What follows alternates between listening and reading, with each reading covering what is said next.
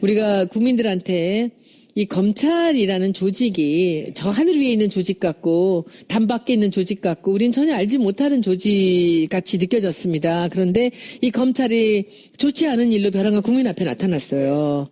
개혁을 해야 된다는데 왜 개혁을 해야 되는지 이런 전반을 얘기하기에 앞서서 이 검찰에 대해서 얘기 좀 해주세요. 검찰 조직은 도대체 어떤 조직입니까? 네.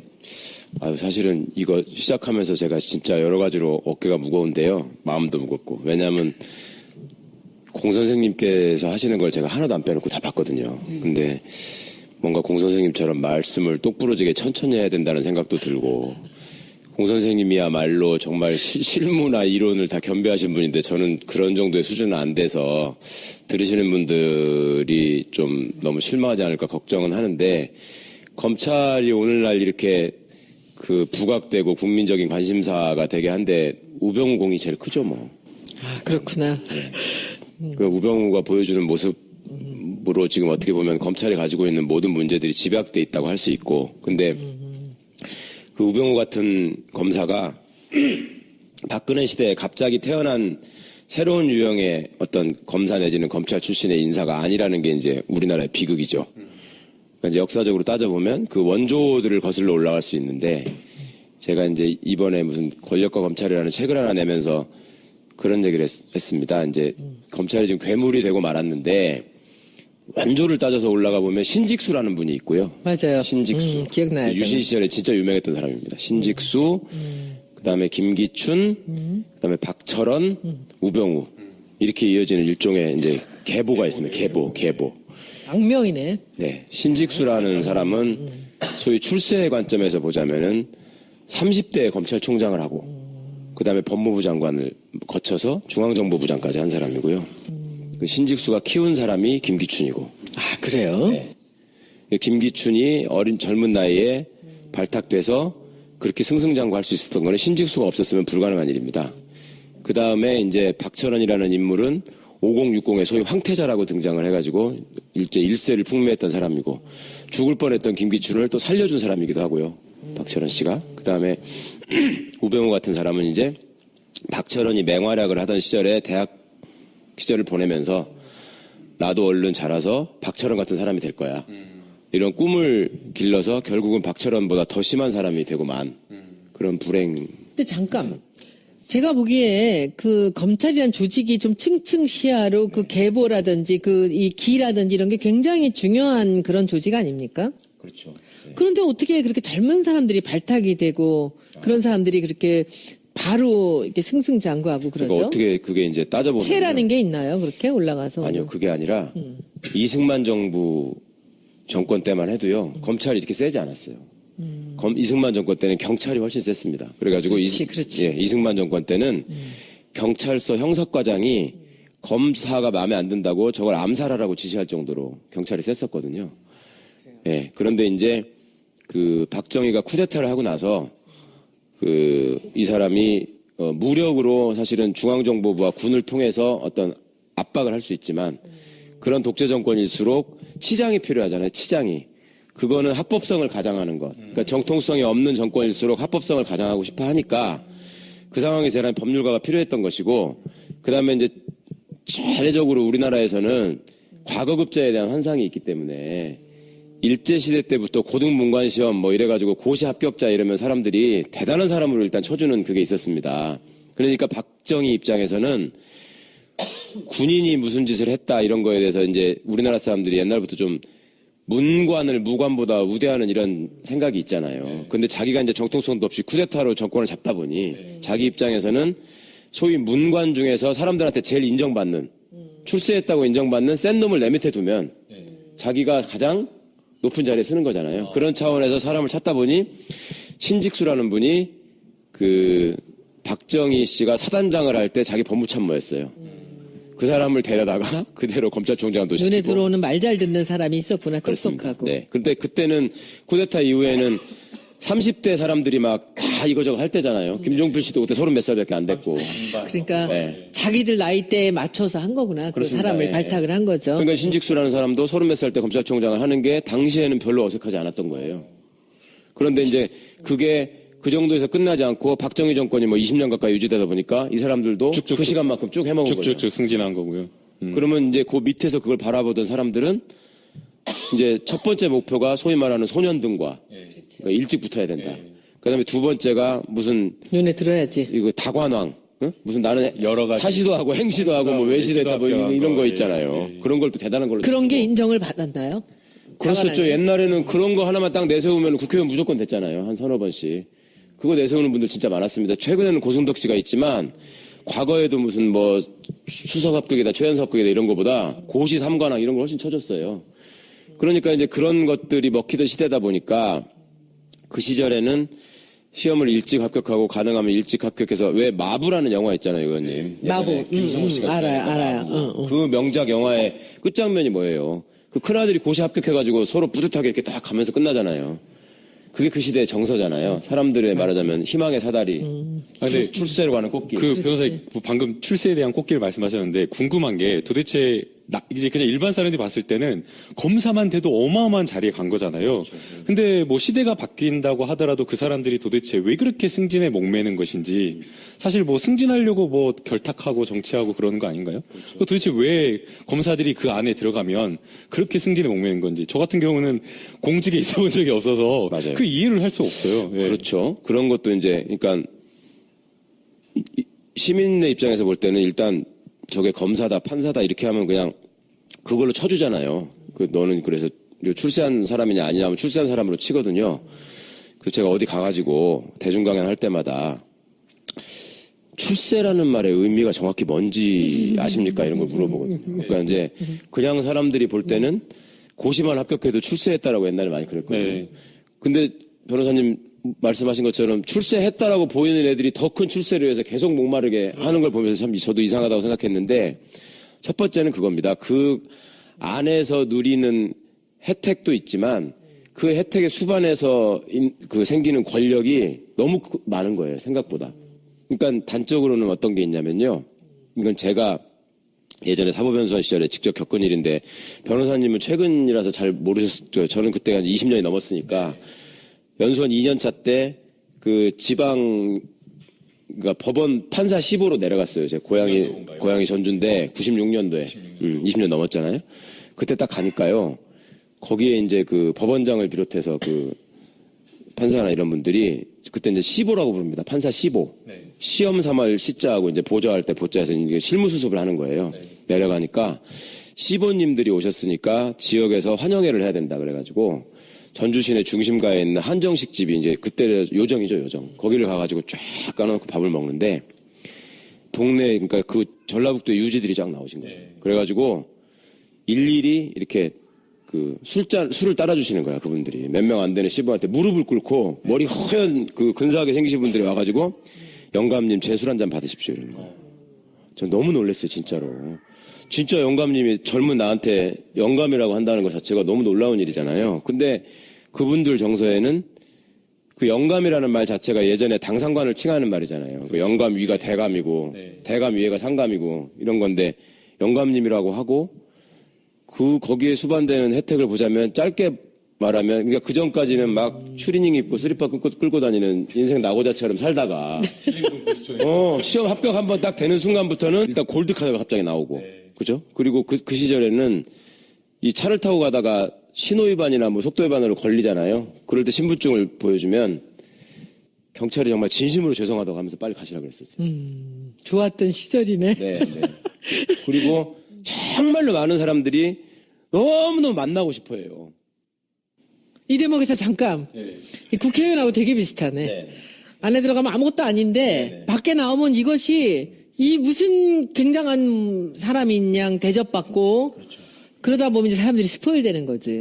그러니까 이거는 국회의원 되시는 분들은 그래도 여러 가지 경험을 겪어서 그 분야의 어떤 대가가 돼서 국회의원 되시는 분도 있고 맞아. 그다음에 여러 관직을 거쳐서 되는 분도 있고 하니까 좀 더 달라. 이건 어린애가 어린애 맞아. 네. 20대 초반. 우병우는 25살 때 검사했단 말이야. 야, 그 나이에 그런 대접을 받고 살았던 거야. 근데 어디 가가지고 그런 양반들이 그러니까요. 한 서너 번까지는 너무너무 이게 어색하고 죄송하고 막 그래요. 어떻게 할 줄을 모르겠어. 근데 한 5번째부터는 누가 나를 딱 만났는데 안 그러면 이상하지? 예. 바로 고개를 숙이거나 이렇게 하지 않고 나를 딱 똑바로 쳐다보면 뭐야, 속으로 이거 봐라? 예, 이런 생각이 드는 거예요, 사람이. 근데 그렇게 건방을 떨고 다니다가 그리고 사람들이 또 검사나 이런 법조인에 대한 환상이 있기 때문에 엄청 또 막 이렇게 띄워준단 말이야. 뭐 가문의 영광이네, 자랑이네부터 시작해가지고 뭐 온데 프레카드 걸고 막 그러니까 지가 진짜 제일인 줄 알아요. 그런데 막상 출근을 해보면 검찰에서는 진짜 말단 직원이거든요, 이제. 검사는, 평검사는. 그리고 밤새도록 일을 해도. 그거 정말 묘하다. 서류더미에 쌓여가지고. 쌓여가지고. 네. 그리고 우리가. 퇴근도 못하고. 변호사들 입회하면서 보면은 그게 사람이 할 짓입니까? 앉아가지고 막 했어, 안 했어, 이거 해가지고 그냥 좀 땀 뻘뻘 흘리면서 밤새 해야 되잖아요. 에어컨도 잘 안 나와요, 검찰청에. 그럼 이제 그럴 때 예전에 그런 말이 있었어요. 검사는 올라갈수록 편하고, 처음에는 힘든데 올라갈수록 편하고, 판사는 처음에는 검사보다 좀 덜 힘든데 올라갈수록 힘들다. 그게 이제 검사는 올라갈수록 직접 수사를 안 하고 결재만 하는 사람이 되고요. 판사는 올라갈수록 사건 기록을 더 많이 봐야 되는 부담이 생겨요. 그런 차이가 있는데, 그러니까 그 조직 안에서 보니까 나도 이 정도의 대접을 받는데 여기에 부장검사다. 부장 위가 차장이잖아요. 검찰은. 차장검사다. 검사장이다. 이렇게 되면 그거는 자기가 생각하지 못하는 또 다른 세계가 있는 거예요. 거기는. 그러니까 꿈을 갖게 되겠네. 그럼요. 거기가 평검사로 초짜가 검사로 어디 지방에 발령이 나도요. 한 20년 전까지만 해도 관내 모든 골프장에 가면은 회원 대우라고 말은 그렇게 하면서 사실상 공짜예요. 지금도? 네? 옛날에? 예전에요. 네. 그리고 무슨 뭐 인사이동이 자주 있잖아요. 1년 반, 1년마다 이렇게 있으면 그 전별금. 챙겨주는 거. 변호사들이 챙겨주는 거, 동료들이 걷는 전별금, 그다음에 지역 유지들이 주는 전별금, 그런 것들만 모아도 몇 천만 원 되는 거예요. 한번 옮길 때마다. 그거 괜찮아요. 괜찮겠죠. 그리고 예전에는 사람들이 인권의식이나 뭐 이런 것들도 별로 없었기 때문에 그냥 막 검사는 어마어마한 사람이고 검찰청 가면 그냥 죽어야 되는 걸로 알아. 그리고 그때는 정말로 나빴던 게 경찰 대하는 거를 마치 옛날 무슨 양반이 노비 대하듯이 대했어요. 예전에 제 친구 검사도 물론이고 검찰 수사관들도 경찰을 경찰을 완전히 하급기관으로 생각을 했기 때문에 예전에 제 친구네 사촌형이 하나 있었는데 이분이 경찰관이었거든요.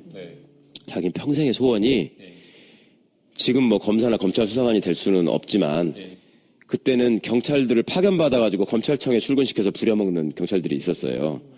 나는 그 검찰 파견 경찰이 되는 게 소원이다 이렇게 말하는 사람이 있었어요. 왜 그러냐 그러니까 경찰이 사건을 송치하러 이렇게 들고 오면 거기 검찰 수사관들이 이렇게 보다가 검사가 보는 것도 이렇게 보다가 야 이거를 수사라고 해왔냐고 이걸 막 머리통을 때리고 쌍욕을 해서 쫓아내고 같은 막 경찰끼리인데 아니 검찰 수사관이 검찰 수사관이 네. 그런데 검찰청에 파견 나와 있는 경찰한테는 그렇게 안 할 거 아니에요. 같은 사무실에 있으니까. 그러니까 그 수모를 자기가 참기 위해서라 나는 검찰에 파견 나가는 경찰 한 번만 해보면 소원이 없겠다. 이럴 때예요.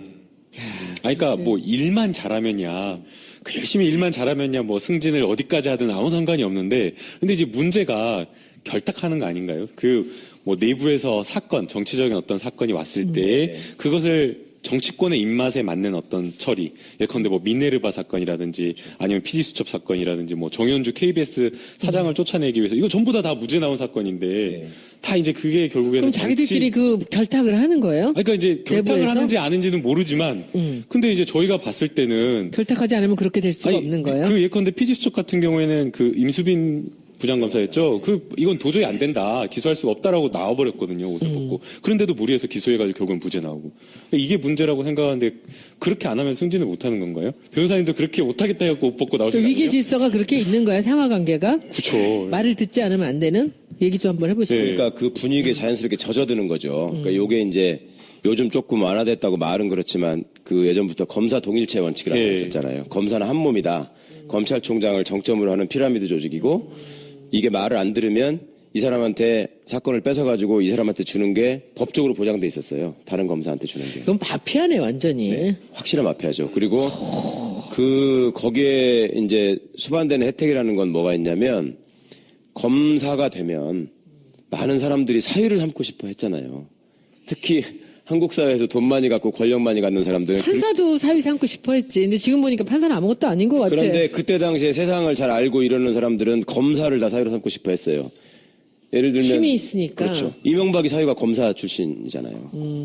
그러니까 그 아는 사람들은 판사는 사실은 별게 아니라는 그러니까 왜냐하면 직접 나한테 위해를 가할 수가 없거든요. 판사가 판사는. 되기 더 어려운 거 아니었어요, 사실은? 뭐 그런 셈이긴 한데 네, 나중에 봐서는 아닌 거예요. 이게 돈을 보호하고 권력을 보호하기 위해서 판사는 거쳐야 될 단계가 너무 많은 건데 검사는 직접 그걸 다 할 수 있으니까. 아, 오늘 아주 굉장히 많은 것이 명확하게 드러나네. 그러니까 네. 이제 검사가 훨씬 그런 게 있는데 평검사일 때도 그런데 이제 부장이 되고 검사장이 되고 막 이러면 예전에는 지금은 그냥 검찰청에 있는 검사들이 누군지를 모르지만 예전에는 1호 검사, 2호 검사 이런 식으로 불렀거든요. 몇 명 검사가 안 되니까. 네. 그러면 그 검사들이 딱 나가면은 네. 정말로 뭐 경찰들 굽신거리는 건 뭐 일도 아니고 예전에 그래가지고 무슨 운동권 출신이 사법시험 붙어가지고 술 먹고 파출소 들어가가지고 파출소에서 행패 부리다가 경찰들이 제지를 하니까 너 내가 누군 줄 알아 그래가지고 소장 책상 위에 올라가서 소변 보고 그런 사람이 아주 유명한 사람으로 현역 정치인이 있습니다 지금. 지금? 네. 누구도 생각하지 못할 굉장히 유명한 사람인데 그 짓을 해가지고 우리 당은 아니겠죠? 네네. 신문에도 크게 나오고 그랬었는데도 불구하고 뭐 검사 되는데 전혀 문제가 없었고요. 아, 그래요? 네. 그러니까 그런 데서 오는 혜택이 내가 평검사일 때도 이런데 올라가면 뭐가 있을까라는 게 너무 간절하고 그다음에 위에 사람들이 또 밑에 사람들을 가르칠 적에 상명하복이라는 것이 얼마나 중요한지를 계속 집중해서 가르치는 거예요. 왜냐하면 검찰에서 어떤 사건을 처리할 적에 모든 사건을 다 이상하게 처리하고 말아먹는 건 아니에요. 그렇지 않겠어요? 기본적인 정의감이나 양심은 있거든요. 사람이 누구나. 그런데 소위 말해서 권력이 개입되는 사건. 정치적인 사건. 그렇지. 네. 그다음에 그 동네 유지가 개입돼가지고 누군가가 이렇게 힘 있는 사람이 백을 있는 쓰는 사람, 사건. 돈 있는 사람. 이런 사건들이 일부 있단 말입니다. 그러면 한번 생각해 보세요. 검사가 형사소송법상에 보면은 독립된 관청이잖아요. 그러니까 검찰청의 장을 검사장이라고 부르는 거 아니에요. 그러니까 검사 하나하나가 개별적으로 결정을 내릴 수 있는 관청이에요. 그러면 검사 혼자서 수사를 해가지고 이게 죄가 된다 안 된다 판단을 하고 재판을 회부를 해야 되겠다 말아야 되겠다 이거를 결정하는 게 소위 기소독점주의, 기소편의주의로 보장이 돼 있으면 검사가 일을 열심히 하면 되는 것이고 그다음에 그 위에서 혹시 이 사람이 경험이 부족하거나 또 일이 바빠가지고 다른 거를 못 봐서 시야가 좁아서 피해가 생길 것 같으면 부장검사 정도가 있어가지고 컨트롤 해주면 되잖아. 같이 하면 되잖아. 근데 그 위에 차장검사, 검사장, 또 대검찰청의 간부들 이 사람들은 왜 있는 거예요? 그거 생각해 보셨어요? 그 사람들 왜 있을까? 그 사람들 직접 수사를 안 하거든요. 그런 사람들이 있어야 되는 이유는 솔직히 말하면 한 가지예요. 그런 미묘한 사건들에 개입해가지고 자기 방향으로 끌기 위해서 있는 거죠. 가장 최근의 거를 이야기하면요. 세월호 관련해서 1, 2, 3 정장을 업무상 과실치사로 기소를 하는데 이걸 4개월 동안 끌었대요. 근데 이 4개월 적용하지 마라. 네, 적용하지 말라. 근데 이 4개월 동안 끄는 동안 바로 이것을 어떤 제목으로 기소해야 되느냐 말아야 되느냐를 논의한 데가 바로 대검찰청에서.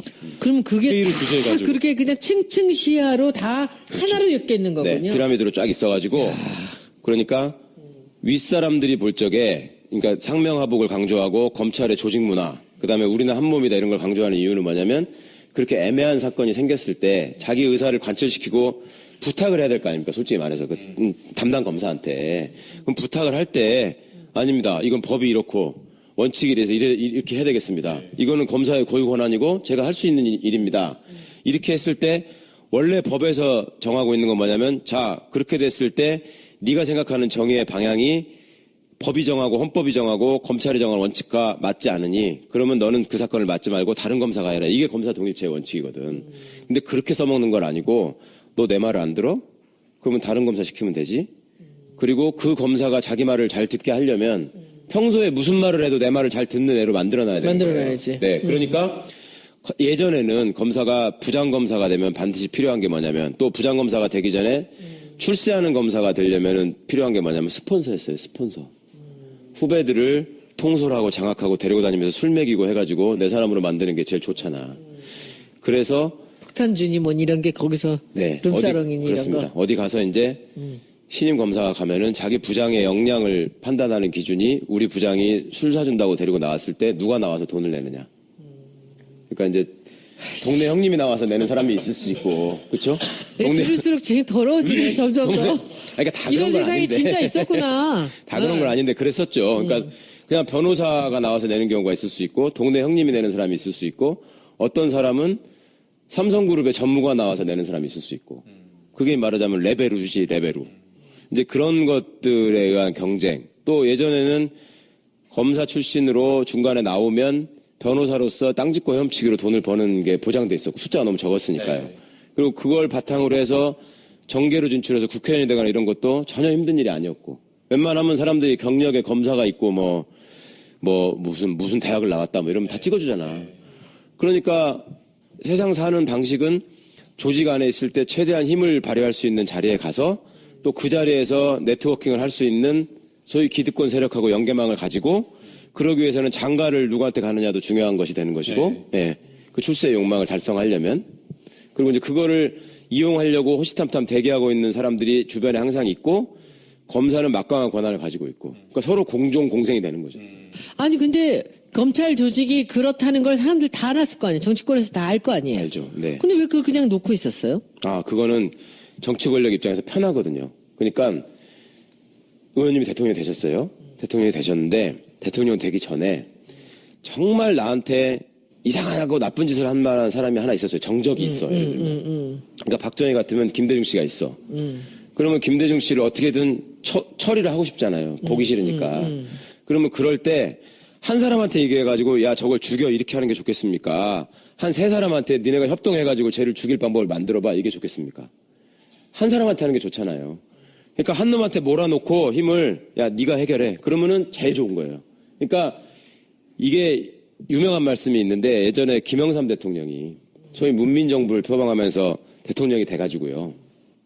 검찰 총장한테 뭐라고 했냐면 야 내가 장관 20명하고 검찰총장을 안 바꾼다. 내가 대통령 해보니까 검찰총장이 어떤 건지 내가 알았다. 이 얘기를 했어요.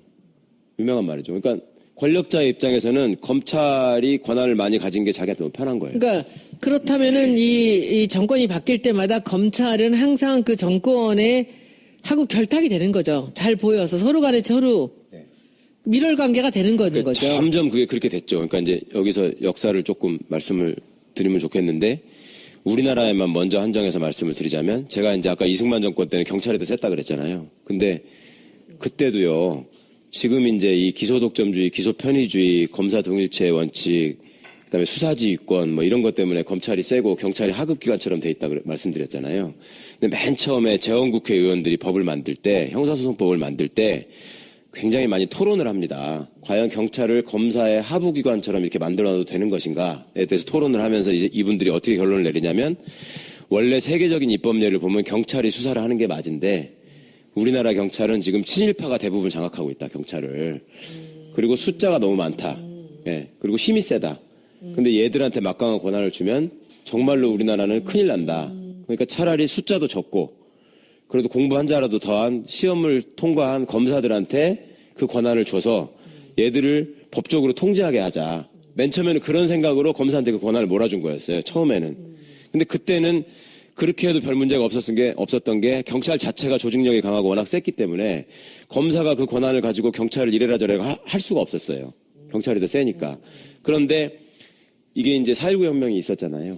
그러고 나서 2공화국이 딱 출범하면서 그때 2공화국 국회에서 뭘 논의하냐면 야 이제는 우리가 민주정부를 수립을 했으니 검사의 권한을 세계적인 추세와 입법례에 맞게 돌려놔야 된다, 제자리로. 그 얘기를 그때 이미 했어요. 검사가 세지도 않을 때인데도 불구하고 그냥 사회적으로 검사가 좀 더 명예로운 직업이었을 뿐이죠. 실제 권한은 있지만 그런 상황에서 2공화국 의원들이 그 얘기를 했다고요. 왜 그랬겠어요? 아무리 봐도 이런 권한을 가진 조직이 없는 거야, 세계적으로. 그러니까 놔두면 이거 문제가 되겠다 싶어가지고 그때 이제 민주주의에 대한 논의를 하면서 그렇게 하려고 했어요. 그래서 그 법안을 하려고 하는데 쿠데타가 나버린 거지. 예. 그래가지고 이제 박정희가 대통령이 된 거고 박정희가 대통령이 된 입장에서는 자기가 바로바로 써먹을 수 있는 물리력은 대표적으로 군이 있었고 그다음에 중앙정보부를 창설했기 때문에 검사는 개들이 쓰는 그 소위 말하는 직접적인 물리력, 깡패로서의 물리력을 합법화시켜주는 도구로서 검사가 필요했던 거예요, 처음에는. 그러니까 검사들을 이렇게 해가지고 이제 썼었는데 이게 이제 점점 망가져가는 게 뭐냐면 아이러니하게도 이게 전두환이 때문에 이렇게 된 거예요. 그러니까 전두환이 보안사령관으로 있었기 때문에 쿠데타를 할 수 있었잖아요. 이것도 의원님들이 꼭 바꿔주셔야 될 법 중에 하나인데 우리나라가 내일이라도 계엄령이 선포되면 전두환이 당시에 합동수사본부장이었거든요. 김재규 시해 사건을 수사하는 책임자였던 이유가 그 계엄법에 나와요. 계엄법에 보면 당시 보안사령관, 지금은 기무사령관이라고 하는 게 합동수사본부장이 돼가지고 경찰, 검찰, 중앙정보를 다 장악하게 돼 있어요. 통합해서 지휘하도록. 지휘하도록 돼 있거든요. 근데 그 법이 지금도 똑같아요. 그래요? 네, 그걸 가만둬요? 의원님들이 관심이 없으니까 모르니까. 전두환이만 아니 해먹고 그 율사 출신들 그렇게 검찰 출신도 많은데 그거를 왜 그냥 두고 있지? 그러니까 지금 별 그런 거 관심이 많아요. 없는 거죠. 네, 그런 거 많아요. 그러니까 저 챙겨서 하나씩 좀 주세요. 설마 우리나라에 그런 일이 또 있겠어? 이런 생각을 하는 것도 있고 어쨌거나 그때 보안사령관이 돼가지고 전두환이 중앙정보부를 때려잡습니다. 왜냐하면 중앙정보부장인 김재규가 대통령을 죽였잖아요. 그러니까 중앙정보부가 명분이 범죄 있는 거지. 집단이 돼가지고 때려잡은 거예요. 명분이 있는 거죠. 네. 군기 잡고. 그때 중앙정보부가 이제 보안사 밑으로 들어갑니다. 보안사 밑으로 들어가는데 그때 중앙정보부에서 파견 나가 있던 잘 나가는 검사가 김기춘이에요. 그렇죠? 신직수가 중앙정보부장을 하면서 데려다 놓고 대공수사국장을 시켰던 거기서 김기춘이 눈에 들어서 네. 올라가는구나. 그때 이제 김기춘이 죽을 뻔했어요. 보안사가 중앙정보부를 치니까 중앙정보부의 핵심이 김기춘이니까 아웃되는 가장 거였죠. 먼저 쳐야 되니까요. 아웃되는 거였는데 바로 줄을 탔구나 또. 김기춘이 그때 박철원을 찾아갑니다. 아, 그 이야기가 거기서 나오는군요. 박철 찾아간 게. 박철원은 TK의 황태자고 노태우하고도 그 친인척 관계가 있고 박철원을 찾아가가지고 나를 살려달라. 그래가지고 김기춘이 박철원을 살려줍니다. 살려주고 나중에 이제 박철원이 검찰총장도 되고 법무부 장관도 되고 전두환 밑에서 그렇게 되거든요. 그런데 그때 이 사람들이 이제 그전에는 박정희 때까지만 해도 물리력을 통해서 그러니까 국회의원들이 의원님처럼 막 어디 가서 이렇게 여당이 시위하는데 동영상 찍어가지고 올리시고 막 이렇게 조롱을 하면 예전 같으면 바로 중앙정보부에 잡아가 바로 고문을 했단 말이에요. 아 진짜로? 그럼요. 예전에 진짜? 예. 그래가지고 그때 고문당하고 병신된 사람들 많아요. 옛날 야당 진짜? 의원들 중에. 국회의원을? 그럼요. 바로 잡아다가 아니 진해 당 사람들도 저 지시한 거 따르지 않았다고 코터를 반을 뽑아버려가지고 그 자유당 시절에? 공화당 때. 공화당 때. 네. 공화당 때. 맞아. 공화당 여당 의원들도 그렇게 했는데 야당은 어쨌겠어요. 바로 잡아다가 그렇게 하는 건데 이제 전두환 때부터는 뭔가 합법성을 더 가장해야 될 필요가 생긴 거예요. 그러니까 그렇게까지는 못하고 이제 그 중앙정보부나 그러니까 보안사가 여전히 발호를 하면서 대공사건 같은 거 막 만들잖아. 학원 간첩 사건 이런 거 막 만들고. 그러면 검사가 이제 나중에 그걸 합법화 시켜주고 법정에 가가지고 유죄를 만드는 역할을 하는 거죠. 그리고 보안사나 중정 애들이 뒷구멍으로 가가지고 판사 협박하고 이걸 무죄로 하면 너 죽어. 이렇게 해가지고 이제 돌아가는 시스템이었단 말입니다. 아 참나. 근데 그러다가 이제 그러니까 중앙정보부가 제일 셌었는데 하나가 아웃이 됐죠. 보안사가 1등이었잖아요. 근데 이게 이제 6.29 선언 이후에 민주화의 트랙을 타면서 보안사가 이제 점점 힘이 빠지기 시작하는 거예요. 예전에는 보안사 하사만 돼도요. 네. 군수 뺨을 때렸어요. 전두환 때는. 그게 몇 년도인가요? 80년대 80년대 초반에는 예. 군청에 민주화되기 가가지고 전에. 그때는 지방자치 아니고 이제 예. 내무부 소속 군수했을 때잖아요. 네. 군청에 무슨 주요한 사업이 있는데 그 보고서를 날 주라. 예. 안 주니까. 보안사 하사가 와서 달라고 그러는데 하사면은 23살, 4살짜리들이에요.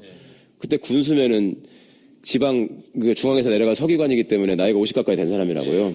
그걸 바로 따귀를 때렸다니까 이 건방진 새끼가 어디서 내가 지금 이거 달라는데 그런 시절이었는데 그 뒤에 이제 이게 너무 이제 노태우 시절을 가면서 소위 민주화 트랙을 타면서 법치주의라는 걸 얘들이 내세우는 거야. 박근혜가 이명박이 아주 그냥 얘기하는 법치주의. 투명하게 보이네. 왜 검찰이 떠오르는지. 그러니까 얘들이 얘기하는 법치주의가 왜 나오는 거냐면 자 이제는 물리력으로 이렇게 하는 게 아니고 민주화가 된 사회에서 어떻게 군인들이 와서 사람을 잡아가느냐 이렇게 얘기를 하니까 자 그럼 법으로 하마. 검사가 잡아가는데. 그렇죠. 그러니까 악법을 만들어가지고 네. 법을 지켜라. 아니면 비리나 이런 거를 정보를 캐가지고. 그렇죠. 딱 그걸로 이제 올가면 약점 가지고. 그럼 이제 그렇게 하다 보니까 법치주의라는 영역이 되다 보니까 법을 아는 전문가 집단한테 자연스럽게 힘이 실리는 거예요. 그 전에 힘으로 할 때는 보안사가 세냐 중앙정보부가 세냐 이랬지만 이제 법치주의라는 거 어쨌거나 겉으로 표방을 하니까 그 법의 틀에 제일 잘 맞춰주는 사람이 대통령 입장에서 제일 이쁘고 제일 써먹기가 좋은 사람이 편한 거지. 그렇죠. 제일 좋아지는 거죠. 거기만 장악하면은 다 되니까. 네. 그래서 그때 무슨 일이 벌어지냐면 박철원이 전두환 이제 노태우한테 건의를 해가지고요. 지금 검사가 초임 검사로 발령이 나는 순간 3급 대우를 받는다 그러거든요. 3급 공무원 대우를. 3급이 중앙정보부의 국장이잖아요. 그렇게 된 게 박철원 때문에 그렇게 된 겁니다. 박철원이 검사는 우리 정권을 지탱하는 두 기둥 중에 하나입니다. 하나는 군대고 하나는 검사다. 그래서 그때 육법당이라는 말이 나오거든요. 육사하고 서울법대가 연합을 해서 정권을 유지한다. 그래서 박근혜 시절이 오니까 그 육법당이 부활합니다. 가만히 보시면 박근혜 시절에 장관이 되고 뭘 하는 사람들 보면 지네 아버지가 육사 출신이거나 아니면 법조인이거나 유신 시절을 살았던 사람들, 그러니까 김기춘 같은 사람들은 그런 사람들이고요. 그리고 박근혜 입장에서는 김기춘 하나만 잡아놓으면 모든 것이 그냥 줄을 서는 그런 뭔가 잡을 수 있는 거죠. 과거의 시스템으로 그대로 딱 만들어볼 수 있는 거죠. 예. 근데 실제로 과거의 시스템으로 그렇게 그렇게 갔나요? 간 거죠. 예를 들어 서승환 국토교통부 장관 같은 사람 아버지가 서종철이라고 군인 출신이란 말이에요. 그런 사람들만 다 있었던 거예요. 그렇게 그러니까 육법당이라는 게 되게 중요한 키워드입니다. 그러니까 그 시절에 그때 한 게 뭐냐면은 군인의 그 의전 서열을 높이고 검사의 서열을 높입니다. 그러니까 검사가 높아지니까 판사도 따라서 올라갑니다. 이 서열이. 그래가지고 이거를 막 3급 대우를 한다 이렇게 돼버린 거야. 그리고 군인도요. 잘 모르시는데 경찰 총경하고 총경이면 경찰서장이잖아요. 되게 폼 잡고 다니잖아. 경찰서장은. 경찰서 총경이 직급으로 따지면 군인 소령하고 똑같아요. 그때 이걸 올려놔가지고. 지금도 그 상태 그대로예요? 그렇죠. 네. 그러니까 그거는 봉급으로 이렇게 비교를 해보시면 되거든요. 국회의원 장관급이라 그러잖아요. 국회의원 장관급인 이유는 현실적으로 보면 장관 봉급하고 국회의원 봉급이 비슷해요. 국회의원 봉급이 조금 적은데 그걸로 따지는 거거든요. 그러니까 그때 그렇게 이제 올려놓고 박철원이라는 사람은 진짜로 정권의 핵심이었거든요. 황태자였단 말이에요. 그러니까 검찰이 정말 대단할 때예요. 근데 그때만 해도 에피소드가 있는데 초반에 전두환이 정권을 처음 잡았을 때만 해도요. 검사들이 자기 인사청탁을 초창기에 80년대 초반을 하면은 그 국방부로 가면은 법무관들 중에 제일 높은 사람이 법무관리관이라는 자리가 있었어요. 그게 이제 투스타가 하는 건데 그 사람을 찾아가가지고 인사청탁을 했어, 검사들이. 그 사람이 누구였냐면 전두환이가 사단장 할 때 법무참모했던 사람이야. 그러니까 옛날 신직수를 떠올리면서 그렇게 했던 거예요. 그런데 전두환 때도 박정희 시스템이 어느 정도 유지되다가 그렇게 노골적으로는 못하다가 노태우 이후에부터는 이제 법치주의라는 걸 통해서 합법성을 가장하게 되니까 검찰이 완벽한 힘을 갖게 되는 거예요. 그러니까 이제 넘버원이 되는 거예요. 그때부터. 그리고 이제 그 뒤로는 노태우 입장에서 정권을 유지해야 되기 때문에 검찰하고 당연히 협력을 했어야 되죠. 박철원을 통해서. 그 다음에 김영삼 대통령이 됐지 않습니까? 김영삼 대통령은 자기가 모토로 내세운 게 뭐냐면 오공청산이었어요. 오공청산. 그래서 그때 무슨 일이 생기냐면 그의 김영삼 정권이 들어설 적쯤에 그 12.12.5.18 사건을 가지고 전두환 노태우를 내라는 못죄 뭐 이런 걸로 반란죄 이런 걸로 이미 누가 고발을 합니다. 근데 검찰이 먼저 기소유예를 했잖아요. 그때 남긴 유명한 말이 성공한 쿠데타는 처벌할 수 없다. 그랬죠. 그 당시에 그 단어를 썼던 서울지검 공안부장이 나중에 이제 유명한 한나라당 국회의원이 되죠 또. 누구신가요? 장윤석이라고 그 유명하신 분입니다. 그렇게 됐는데 그러고 나 조금 있다가 다시 김영삼 대통령이 문민정부가 군사독재정부하고 차별화된 게 뭐가 있어야 되는데 이 양반이 그때 금융실명제 뭐 이런 것을 했지만 하나회 척결을 했잖아요. 어느 날 갑자기 별을 잡아서 확 떼버리고 계급장을 다 뜯어버리고 너 내려가 이렇게 했단 말이에요. 그러면서 이걸 정리를 하려고 할 때 오공청산을 해야 되는데 그때 처벌을 해. 그러니까 이미 기소유예를 해가지고 처벌이 안 되는데요. 일사부재리의 원칙이 있거든요. 이렇게 얘기했어요. 그러니까 김영삼 대통령이 야 무슨 소리야. 법은 정치의 신여야. 만들어 법을. 그래가지고 특별법을 만듭니다. 특별법을 만들어가지고 다시 전두환 노태우를 수사해가지고 기소를 하고 검찰이 사형 구형을 하고 막 이러거든요. 그러니까 법조 출입 기자들이 볼 때는 너무 웃기는 일이잖아요. 엊그제까지만 해도 성공한 쿠데타는 처벌할 수 없다고 당당하게 얘기하던 사람들이 대통령이 한마디 하니까 천하의 죽일 놈이 돼가지고 이거를 막 갖다가 구속하고 막 이러는 거예요. 그러니까 그때 전두환 수사를 했던 부장검사가 최동욱. 그 최동욱 부장검사 밑에 말석검사가 임수빈. 역사가 그렇게 되는 거예요. 그렇게 되는데 그렇게 해서 이제 오공청산을 딱 하는데 시작을 하고 막 이제 갑자기 구속을 하고 막 이러니까 기자들이 물어봤어. 아니, 성공한 쿠데타는 처벌할 수 없다면서요. 어떻게 이거는 지금 이렇게 합니까? 대통령 한마디에. 검사님들은 법률가 아니에요? 그러니까 그때 당시에 담당 검사가 뭐라 그랬냐면 우리는 개야. 물라면 물고 실제 기자한테 그 말 한 거예요? 실제로 물라면 물고 놓으라면 놓는 거야. 이렇게 얘기를 했어요. 굉장히 적확한 표현이네. 아니, 근데 지금 이제 변호사님 말씀 들으니까 어떤 메커니즘에 의해서 그러니까. 이 검찰의 권력이 비디오화되고 막 그러니까. 커졌는지 알 것 같아요. 근데 이제 궁금한 거는 그러니까 하여튼 결론은 그거예요. 네. 민주화가 진행되면서 검찰 권력이 더 강화되고 세졌다. 말았다. 아니, 근데 이런 이제- 아이러니가 있는 거예요. 근데 지금 궁금한 거는 지금 21세기라서 세상에 투명하잖아요. 네. 뭐 정탁금지법도 생기고 뭐 뇌물 주면 큰일 난다 이거 다 알고 있잖아요. 그리고 이제 검사들은 정말 그 공부 많이 하신 분들이고 그런데 도대체 어떻게 검사들을 통제할 수 있는가? 뭐 저희도 대충은 이야기 들어서 뭐 민정수석이 뭐 해갖고 법무부 해갖고 한다 그러는데 그 힘이라고 하는 게 그러니까 예컨대 뭐 검사가 처리하고 있는 그 개개의 어떤 정치적인 민감한 사건을 도대체 어떤 메커니즘, 어떤 힘에 의해서 그게 이루어졌는가 그게 좀 궁금해요. 그러니까 검사한테 당근을 제시하는 거죠. 너 내 말 잘 들으면, 너 내 말 잘 들으면, 예를 들면 이명박 박근혜 때 똑같은 수법을 썼어요. 예를 들어서 무슨 민간인 사찰 사건 같은 거를 담당한 검사, BBK 사건 같은 걸 담당한 검사, 한명숙 총리 사건 같은 걸 담당한 검사, 네, 그렇죠. 인사 원칙에 어긋나게 파격적으로 좋은 자리를 갑니다. 인사 눈에 띄게요, 눈에 원칙을 무시하고 눈에 띄게 보내요. 아. 그래야지 주목을 하지. 예, 거기에. 그죠? 남들 뻔히 가는 자리에 그냥 보내면 표시가 안 나잖아요. 다음에 그러니까 또 그런 경우 있으면 또 말 잘 듣는 그렇습니다. 거고. 검사들끼리 무슨 얘기를 하냐면 검사가 고생하는 직업이잖아요. 기본적으로 고생하는 직업인데 어떤 자리에 가느냐에 따라서 그러니까 우리가 일반인들이 볼 때는 서울중앙지검 공판부 검사가 있고 서울중앙지검 형사부 검사가 있고 또 서울중앙지검 특수부 검사가 있고 이게 그냥 우리가 볼 때는 다 검사잖아요. 근데 그게 완전 다르거든.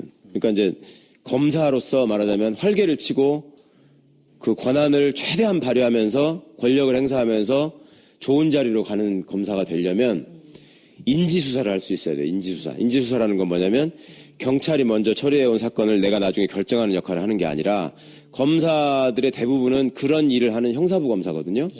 사건의 대부분이.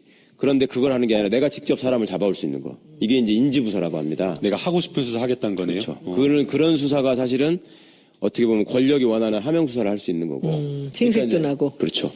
그런데 그게 지금 그러면은 YS 정부 때부터 더 강해졌다는 거잖아요. 50, 점점 60을 더, 지나면서. 예. 그런데 이 사람들이 아까 말하기는 자기들은 개다. 물라면 네, 네. 물고 노려면 논다라고 했는데 어떻게 이렇게 검찰의 힘이 비대해지나요? 네. 노무현 대통령 때도 지금 검찰 개혁을 하려다 못했잖아요. 네. 그리고 지금도 제일 먼저 그것을 검찰 개혁을 화두로 내놨는데 왜 그것이 그렇게 핸들링이 안 될 만큼 비대해져 간 건가요? 그러니까 김영삼 개라면서? 대통령이 내가 검찰총장 1명하고 장관 20명을 바꾸지 않는다라고 말했던 의미가 검찰을 통해서 뭔가를 해결하는 게 너무 편하고 좋은 거예요. 유용한 거지. 해보니까. 이렇게 해놓으니까. 네. 정치인 예. 시절에는 그렇죠. 이 사람이 야당 총재 너무 편하지. 시절에는 예. 야당 총재 시절에는 어. 의원님도 야당 시절 해보셔서 아시겠지만 야당 의원이 법안을 하나 내가지고 이걸 관철시키기 얼마나 힘듭니까? 네.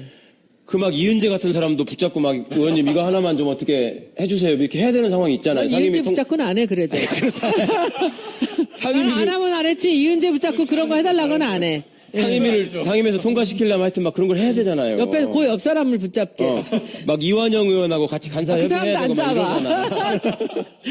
근데 이 양반이 그런 거를 하다가 대통령이 딱 되니까 자기는 뭐 군대를 가지고 할 것도 아니고, 그지? 할 수 있는 게 네, 자기가 중앙정보부의 피해자인데 그걸 갖고 할 것도 아니고.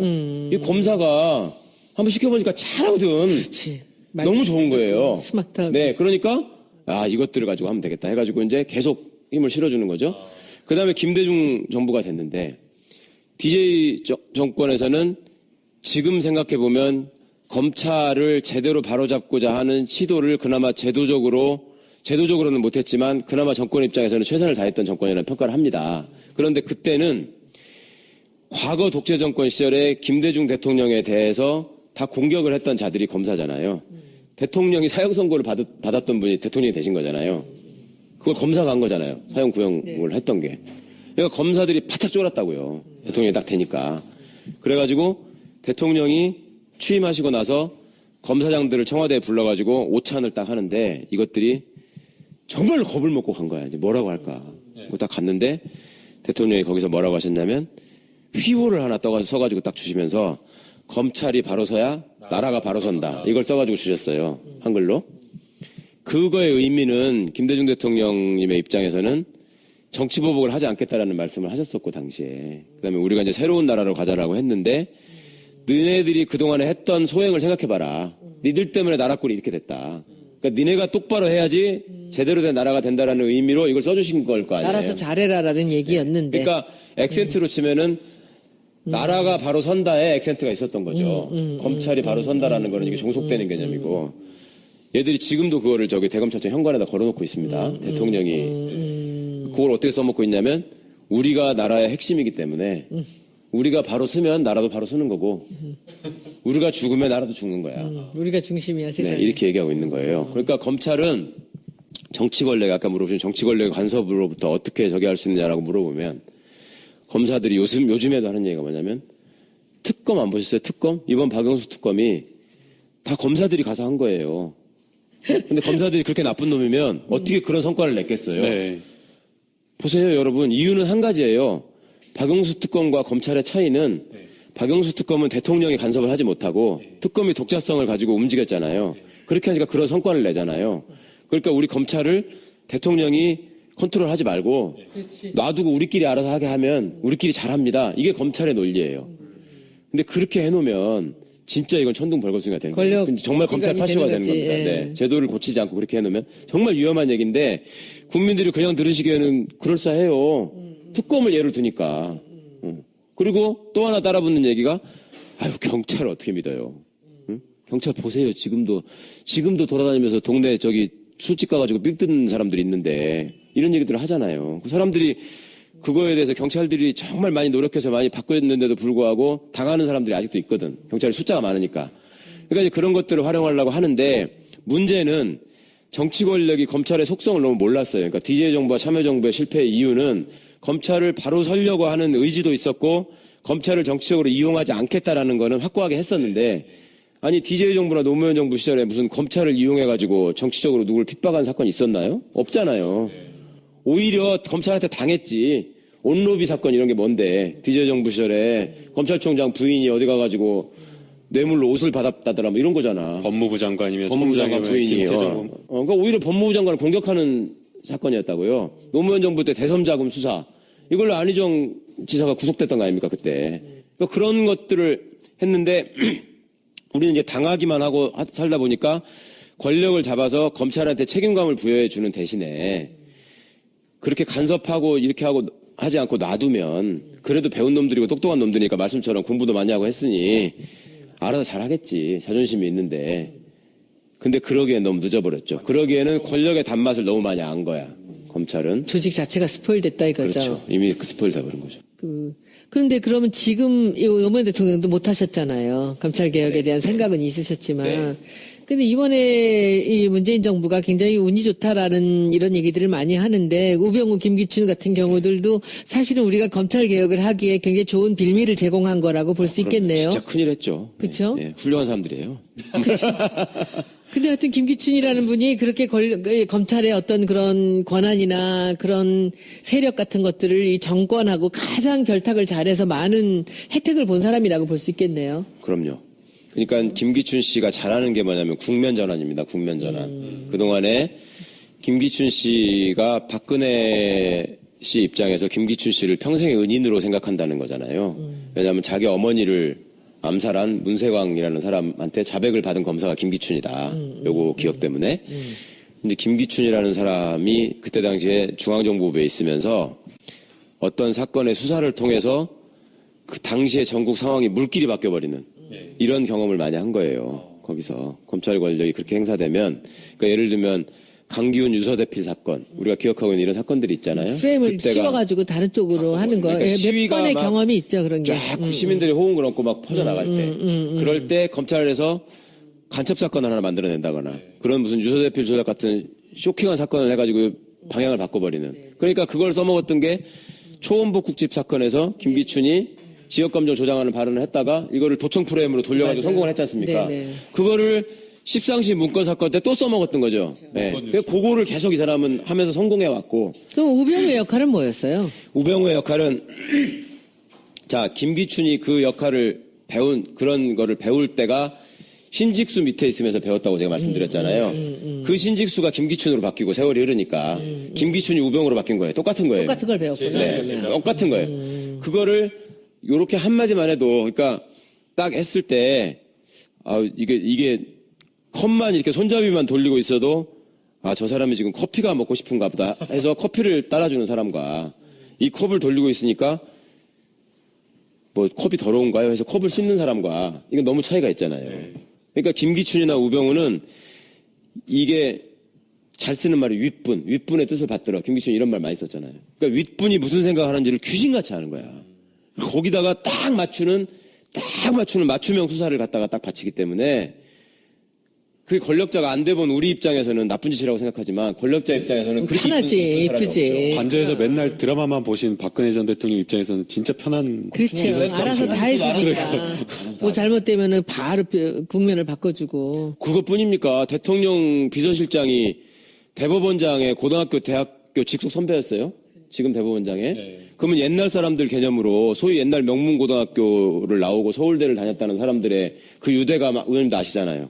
경기고 서울대, 소위 뭐 경남고 서울대, 대전고 서울대, 전주고 서울대 사람들이 갖고 있는 그 엘리트 의식과 그 끈끈한 연대 의식이 있거든요. 그게 대통령 비서실장이 어디 대법원장한테 무슨 판사가 문제가 있으니 뭐 인사조치를 해야 된다 이런 얘기들이 김영환 수첩에 나오지 않습니까? 민정수석이 적었잖아요. 비서실장 지시사항 중에. 그런 얘기를 어떻게 하냐고. 근데 김기춘 씨 입장에서 볼 때는 저거 내 고등학교 후배야. 내가 얘기하더라고 전에. 네. 끝나는 거지 그냥. 저는 제가 옆에서 직접 본 건데요. 굉장히 그 법관 고위직하고 또 검찰의 고위직이 그냥 편하게 사건에 대해서 통화를 하는 거를 제가 직접 들었어요. 근데 저는 제가 그걸 보고 야, 이거 이렇게 해도 되나?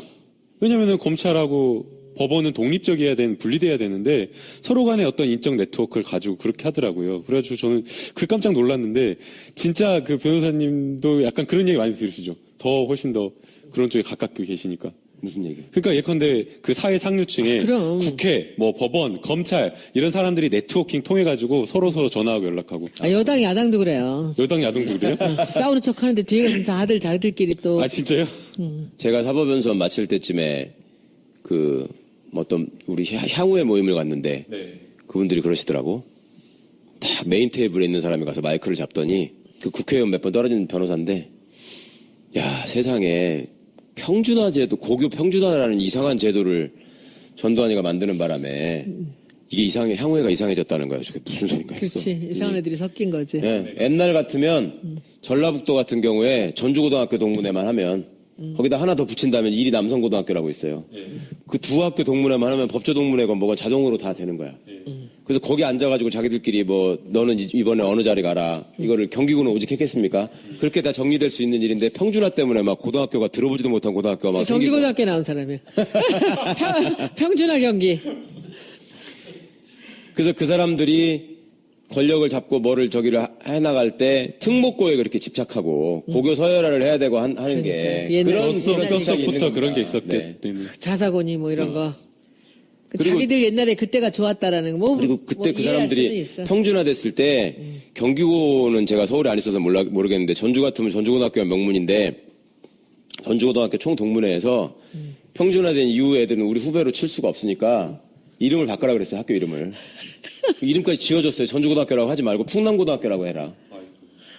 우리는 그 정도는 아니었는데. 야, 근데 그런 사람들이 지금도 검찰 법원의 상층부는 지금도 그때 시절의 사람들이 있는 겁니다. 그 공부만 좀 잘해서 이 시험 봐가지고 자기들이 고시패스 하고 나면은 이제 자기는 다른 사람들이라고 생각하는 거죠. 근데 이 사람들이요, 그게 고시패스된 이후에부터 그런 생각을 하게 된 게 아니라 옛날에는 중학교 입시부터 있었잖아요. 그러니까 중학교 때부터 얘는 막 이렇게 된 거야. 우리 애가 경기중 다녀.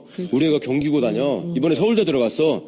고시 붙었어. 검사야. 막 이러면 특별한 사람이 된 것처럼 그럼 느끼겠네요. 그거를 중학교 들어갈 때 몇 살입니까? 13살, 14살. 공부만 잘하면 다 용서가 됐었거든. 그럼요. 그때는 좋은 학교 다니면 대접받고. 결론은 그럼 검찰개혁이 아니라 교육개혁으로 가야 되니까. 그러니까 적폐라는 말을 쓰는 거죠. 그러니까 한 군데 고친다고 되는 게 아니라. 그런데 이번에 문재인 대통령이 이 검찰 개혁할 수 있을까요? 저는 하실 수 있을 거라고 봅니다. 왜냐하면 과거 민주정부에 실패하고 이번에 다른 점은 의원님께서는 운이 좋다고 표현하셨지만 어쨌거나 이 사람들의 잘못이 계속 쌓여 있다 보니까요. 때가 된 거지. 운이 좋다는 건 그 때를 딱 그렇죠. 우리가 딱 여기서 칠 수 있는 그 명분을 만들었다는 어떤 역사적인 건데. 물결이 이제 딱 모인 네. 것 같아요. 그것이 우리 국민들을 돕느라고 하늘이 김기춘을 비서실장으로 만들었고 그렇죠. 하늘이 우병우를 민정수석으로 만들었다고 생각합니다. 하늘이 박근혜를 대통령으로 만들었기 때문에 우리가 그나마 박정희 신화에서 이제 벗어날 수 있는 계기가 된 것처럼 그러면 지금 그럼 이 문재인 대통령이 문재인 정부가 이 검찰 개혁을 할 수 있다고 말씀하시는데 검찰 개혁이라는 것이 어떻게 되는 거예요? 그거 이 시간에 다 하나요, 의원님? 아니 간단하게 간단하게. 어떻게 되는 이 것이 시간에 검찰 핵심적인 개혁인 주제만 말씀드리자면 거기까지만 하면 오늘은 끝날 것 같아요. 네. 검찰 개혁의 첫 번째 과제 검찰에 집중되어 있는 권력을 나눠야 된다. 어디랑?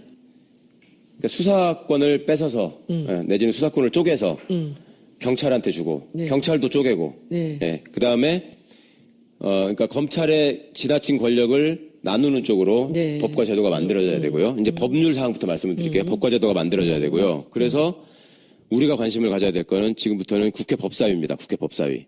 그러니까 노무현 정부 때는 그런 제도를 만들어내는 토론을 무지하게 했거든요. 근데 그때 토론만 하느라고 아무것도 잘 이뤄놓은 게 없어가지고 다행스럽게 지금은 토론할 필요가 없게 돼 있어요. 그리고 그때 토론을 하는 그거를 주관하셨던 분이 대통령이 되신 거예요, 지금. 그러니까 이 양반이 너무나 잘 알고 있어요. 검사에 옆에 계시는. 참 우리가 이번에 문재인 대통령을 보면서 이 들어가서 사람들이 잘한다고 국민들이 다 좋아하고 있는 이유가 옆에서 이렇게 보면 다 겪은 거야, 이거. 그럼요. 네. 그 안에서 겪었고 동선까지 다 알고 있는 거야. 네. 그게 얼마나 다행이에요. 그러니까 이번에 또 될 수 있다라고 보는 게 과거 정부도 보면 다 사법개혁 하려고 했는데 안 됐던 게 정권의 약점이 있었어요. 김대중 정부 때도 사법개혁 한다 그랬는데 그때 뭐 업로비 사건 터져가지고 뭐 법무부 장관 날라오고 총장 날라오고 그랬죠. 노무현 정부도 한다 그랬는데 그때 비자금 사건, 대선 비자금 수사 때문에 사실은 검찰 개혁하기가 쉽지가 않은 그런 것들이 있었는데 그 노무현 정부의 네. 대선 자금 수사 때 국민검사라는 말이 처음 생깁니다. 안대희 당시 대검 중수부장이 지금 박영수 특검처럼 국민들이 막 꽃다발을 보내고 개혁한다고 하기가 어려운 그렇죠. 거죠. 근데 밀어붙이기가 그렇고. 문재인 대통령은 도덕적으로 흠결이 없기 때문에 약점 잡힐 게 없다고 없죠. 봐요. 예, 그래서 저는 가능할 거라고 봅니다. 자, 그러니까 일단 권한을 쪼개고 뺏는 게 중요하고요. 두 번째는 검사들이 그렇게 이상한 짓을 꺼리낌 없이 할 수 있는 이유가 뭐냐. 그거는 누구도 자기를 수사할 수 없다는 자신감이 있기 때문에 그런 거예요. 그러니까 노무현 대통령께서 예전에 아주 적합한 표현을 쓰셨는데 세상에 자기의 계좌를 보여주지 않는 유일한 조직이 딱 하나 있다. 검찰이다. 판사가 뇌물을 받아먹으면 검사가 수사를 해가지고 계좌를 열 수 있습니다. 그러니까 검사가 이제 계좌를 열려면 압수수색 영장을 청구하는데 판사가 영장을 발부를 안 해서 막을 수 있지 않느냐 이렇게 생각할 수 있잖아요. 근데 판사가 만약에 압수수색 영장 청구했는데 발부를 안 하면 검찰은 언론을 이용하는 게 아주 체화되어 있고 발달되어 있기 때문에 바로 언론에다가 그걸 공개해버리면 법원이 작살이 납니다. 그러니까 그걸 못해요. 판사들은 소심하기도 하고 그리고 파편화되어 있고 그러니까 판사 계좌는 검사들이 얼마든지 까볼 수 있어요. 그런데 검사 계좌는 까볼 수가 없어요. 판사가 직접 영장을 발부할 수도 없고 경찰이 수사를 했다고 해봤자 검사한테 가가지고 영장을 청구해 주세요 하는데 검사가 싫어하면 그만이에요. 다른 검사가 수사를 해가지고 이거 영장 청구해야 되겠어 할 때 위에 있는 검사가 도장 안 찍어주면 그만이에요. 그러니까 노무현 대통령께서 지 계좌를 세상에 보여주지 않는 조직이 어딨냐. 그러면 그런 사람들이 뇌물을 받았을 때 어떻게 확인하냐. 그래서 공수처가 필요하다 이렇게 말씀하셨거든요. 그러니까 두 번째는 공수처입니다. 검찰이 두려워하는 조직이 있어야 된다. 그래서 나쁜 짓을 할 때 사람들이 검찰과 경찰을 늘 의식하고 사는 게 아니에요. 검찰과 경찰이 나한테 확 가깝게 다가올 때는 뭐냐면 내가 나쁜 짓을 했거나 나쁜 짓을 하고 싶거나 내 주변에서 나쁜 짓을 해가지고 거기 끌려간 사람이 있을 때 확 오거든요, 이게. 쉬운 거구나. 공수처는 검찰을 수사할 수 있는 곳이구나. 검찰이 겁먹을 수 있는 조직이 하나 지금은 있어요. 없었군요. 아니, 그런 근데 조직이. 변호사님, 제가 그 국회 지난번에 법사위 그 회의록 속기록을 보니까 다 찬성하는데 김진태 의원, 그러니까 당시에 이제 그 새누리당이죠. 새누리당 법사위 간사 김진태 의원이 반대하더라고요. 공수처를? 왜 반대하는 거예요, 거기는? 거기는 제가 그 말씀드렸잖아요. 이 대한민국의 구세력의 뿌리는 군부하고 검찰에 있습니다. 왜냐하면 그게 구세력을 지탱한 뿌리야. 육법당 제가 말씀드렸잖아요. 그러니까 이제 앞으로 추이를 보면 아시겠지만 언론개혁, 재벌개혁, 뭐 이런 것들, 종교개혁, 우리가 지금 과제들이 많잖아요. 그런 것들도 중요하지만 결국 마지막까지 저항하는 분야는 앞으로 두고 보십시오. 국방개혁하고 검찰개혁이에요. 왜냐하면 소위 말하는 적폐 세력의 뿌리가 거기 있기 때문에. 그런데 우리는 그냥 생각할 때 동등한 층위의 개혁이라고 생각하거든요. 그래서 순진하게 접근하는 면이 있어요. 야, 언론도 잘못한 게 많고 검찰도 잘못한 게 많고 군대도 잘못한 거 많잖아. 그거 다 바꿔야 될 거 아니야. 이렇게 그냥 단순하게 생각을 하는데 군과 검찰은 대한민국의 암흑시대를 이끌어온 두 축입니다. 그거를 1, 2년도 아니고 수십 년을 해먹었던 조직이에요. 그러니까 다른 정부 조직이 갖고 있던 어떤 관점과 역량하고 완전히 다른 조직입니다, 이거는. 그러니까 이거는 남다른 각오로 접근을 해야 되고, 다행히 검찰은 하늘이 김기춘과 우병우를 보내주셔가지고, 검찰이 무슨 짓을 할 수 있는가, 어디까지 망가질 수 있는가를 다 보여준 거예요, 이제. 그리고 국민들이 다 알아. 세상에 우리나라 국민들이 언제부터 민정비서관 이름을 알았냐고. 몰랐죠. 모르잖아요. 지금 민정비서관 이름을 그런 알아? 자리가 있는 줄도 몰랐습니다. 전두환 때 민정비서관 누군 줄 알아? 몰라요. 모르잖아요. 박근혜 민정비서관이 제일 유명해, 세계에서. 우병우. 그게 민정수석까지 된 거 아니에요.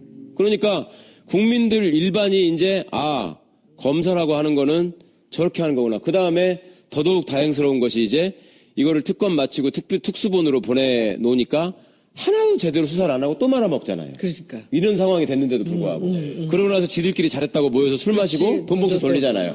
다 걸렸어. 종합 선물 세트가 딱 생긴 거예요, 국민들 입장에서는. 이 이상 어떻게 더 보여주냐고요. 야, 근데 그 마지막 과정들은 정말 너무하지 않았어요? 정말. 근데 저는 우병우를 안 잡으려고, 네네. 봐주려고. 너무 저는 드라마틱한 거예요, 이게. 근데 나중에도 제가 하여튼 말씀드릴 기회가 있으면 모르겠는데 이제 군대를 보십시오, 군대. 이번에 이제 잠깐 보고를 누락했네 이런 걸로 시작했지만 아까도 제가 말씀드렸지만 지금도 계엄령이 떨어지면 기무사령관이 합수본부장이 돼가지고 검찰을 장악한다는 거 모르잖아요. 이게 더 심각하거든요, 지금.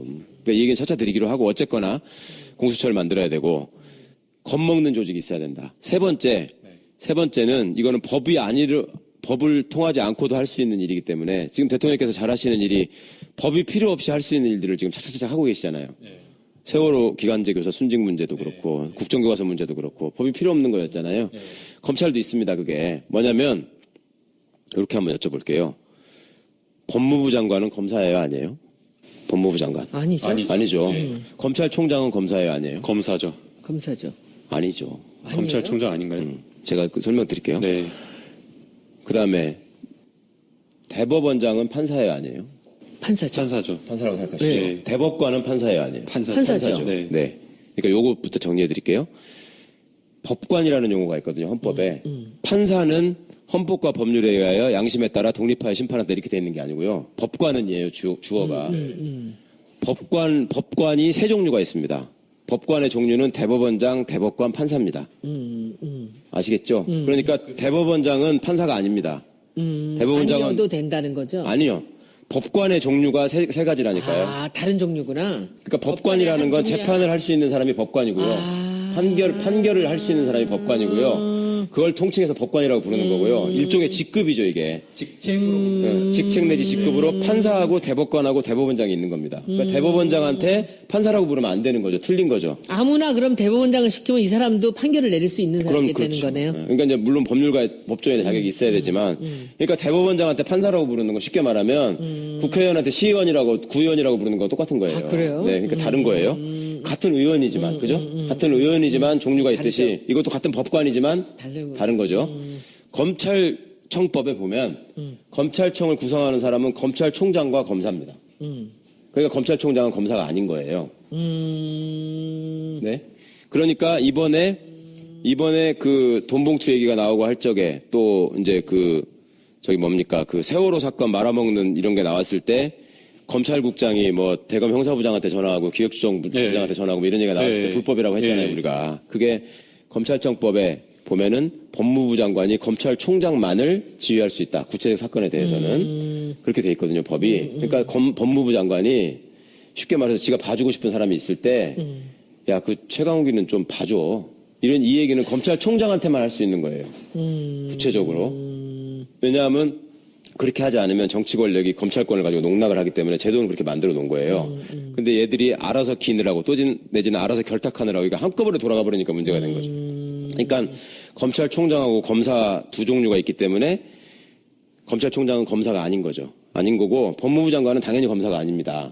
그러니까 법무부 장관은 검찰총장이나 검사는 반드시 법조인을 시켜야 돼요. 그럼 법에 그렇게 돼 있어요.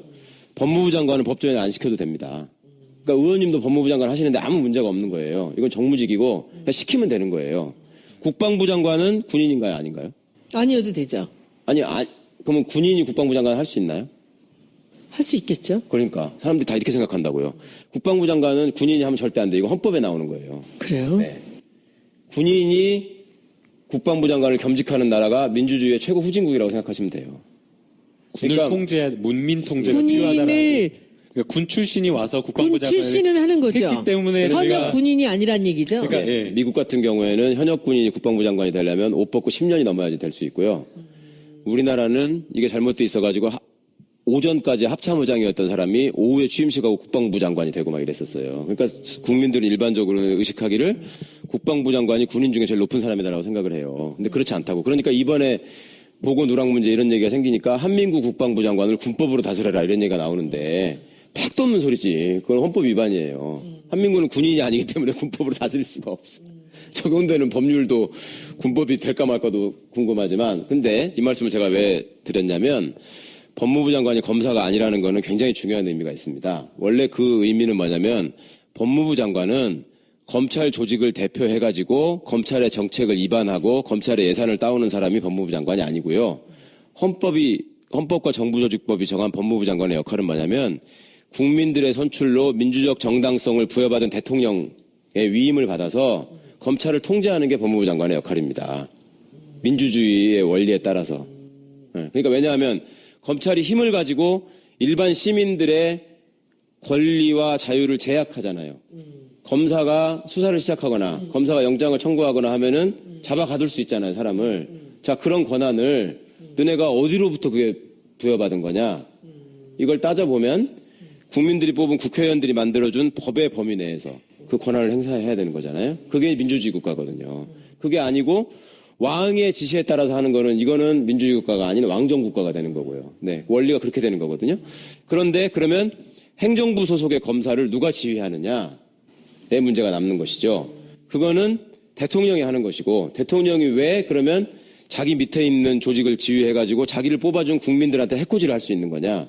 이거는 왜냐하면 국민들이 이 사람을 선출해서 민주적 정당성을 부여했기 때문에 대통령은 그 정당성을 가지고 나쁜 짓 하는 사람을 처벌할 수 있는 권한을 받은 거예요. 주권자로부터. 그러면 그 주권자로부터 받은 대통령의 권한을 위임받아서 행사하는 게 법무부 장관이라고. 그러니까 법무부 장관의 제1 역할은 검찰을 통제하는 것입니다. 근데 아까 우리 처음에 저 말씀드렸지만 우리가 사법, 입법, 행정부가 있잖아요.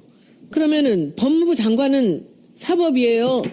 입법이에요? 네. 그러니까 당연히 장관이라는 이름이 붙어 있으니까 행정부 소속이죠. 법무부 장관도 행정이고, 그렇죠. 그러면 검찰도 행정이고, 그렇죠.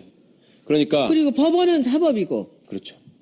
그러니까 행정부, 입법부, 사법부가 있을 때, 그러니까 사법개혁이라는 말에 당연히 검찰개혁이 포함되는지에 대해서도 이제 다시 다음 시간에 우리가 말씀드려야 항상 그렇게 되는데. 생각을 했었는데 아니네, 그게. 네. 그러니까 검찰개혁과 사법개혁은 우리는 따로 있는 거네. 사법 얘기하면 법원, 검찰 항상 같이 생각해요. 네, 같이 왜냐하면 있어요. 어느 동네든지 가면 검찰청하고 법원이 같이 있거든요. 법이 관련됐기 때문에 우리는 다 사법이라고 생각을 다 한 그럴 거지. 걸로 알잖아요. 검찰청하고 법원은 항상 같은 데 있어요. 네. 옆에 같이 있다고요. 우리나라만 그래요. 세계적으로. 코어를 해야 되는 거니까 그런 거 아닌가? 세계적으로 우리나라만 그래요. 과거에 이제 사법개혁을 논의를 하면 행정부의 사법개혁 추진위원회를 두거나 아니면은 대법원 산하의 사법개혁 추진위원회를 둬가지고 법원하고 검찰 출신들이 가장 많이 참여를 했었거든요. 네. 그러다 보니까 이제 사실은 법조인이 법조인, 그러니까 검찰들이 검찰을 수술해야 되고 판사들이 판사를 수술해야 되는 그런 문제가 있었는데. 그거는 이제 예. 우리 좀 더 길어지니까 다음번에 다시 얘기를 하도록 하고. 그러니까 요 얘기 지금 예. 세 번째 얘기 마무리 못하고 네네네네. 이렇게 예, 세 번째 왔는데. 거. 네네네. 자, 법무부 장관이 검찰을 네네. 통제하고 통솔해야 된다고 말씀을 네. 드렸습니다. 그런데 우리는 법무부 장관은 거의 100% 다 검사 출신이 하는 걸로 알고 있고, 그러니까 사람들이 법무부 장관이 검사인 줄 아는 사람도 많아요. 국방부 장관이 당연히 군인이 하는 걸로 알고 있는 것처럼. 그런데 이게 특징이 뭐냐면요. 이거 이제 세 번째 주제는 뭐냐면 법무부의 탈검찰화 내지는 법무부의 문민화라고 표현을 하는데요. 법무부가 그 과가 64개가 있는데 그 64개 과의 과장 중에 딱 절반인 32명이 검사입니다. 법무부에. 네. 법무부에 국이 10개가 있는데 10개 국에 9개가 검사입니다. 검사입니다. 근데 정부조직법을 보면은 행정각부로 법무부가 있고 법무부 산하기관이 외청으로 검찰청이 있는 거예요. 이건 뭐냐면 행정안전부가 있고 밑에 경찰청이 있고요. 그렇죠? 행안부에. 네네. 법무부에. 기획재정부가 있고 그 밑에 국세청이 있죠. 자, 우리가 청자가 딸린 권력기관으로 경찰청, 검찰청, 국세청을 대표적으로 듭니다. 그렇죠? 그러면 국세청 직원들이 기재부에 가가지고 과장의 절반을 차지하고 국세청 직원들이 기재부에 가가지고 국장의 90%를 차지하고 있으면 현실이 그렇지도 않거니와 국민들이 그걸 용납할까요? 검찰이 법무부를 완전 장악한 거 아니에요? 그래서 제가 지금 말씀드리는 거예요. 기가 막히는 일 아니에요, 이게? 기가 막힌 일이죠, 자, 진짜. 더 기가 막히는 일은 경찰이 행안부에 가가지고 과장의 반이 다 경찰이야. 그렇지 않잖아요. 근데. 그러니까 경찰이 상상도 못할 경찰이 일이죠. 행안부에 가가지고 90%가 다 경찰이야. 행안부 국장이. 상상도 못할 상상도 일이라고 못할 생각하잖아요. 일이죠. 근데 법무부는 왜 그래? 왜 그래요? 똑같잖아요. 법적으로 따지면 행정각부의 외청으로 그 산하기관으로 청들이 있는데 청의 직원들이 가가지고 여기를 장악하고 있어. 완전히. 왜 그래요, 근데? 그게 그러니까 검찰이 괴물이 된 겁니다. 아, 그동안에 통제를 그럼 못하게 된 거네요. 그러니까 한통속이라는 거지, 다. 그러니까 한통속으로 만드는 게 권력 입장에서 편했고, 그다음에 과거에 법률가 숫자가 부족했기 때문에 이게 법률 전문가들이 법무부에 있어야 된다라는 명분으로 검사들이 법무부를 가가지고 법무부를 다 구성을 해버린 겁니다. 그런데 정말로 기가 막히는 건 또 뭐냐면 국세청 직원이 가서 기재부 가서 저걸 다 먹었다고 그러면 사람들이 이상하게 생각하는데 검사가 하는 건 너무 당연하다고 생각하는 것도 기가 막히지만 국세청 직원이나 기재부 직원이나 똑같이 일반직 행정 공무원들이에요. 그렇죠? 그런데 검찰청에는 아니 법무부에는 법무부가 하는 일은요. 법무실이라 그래가지고 정부 입법안을 다 검토하는 부서가 있고요.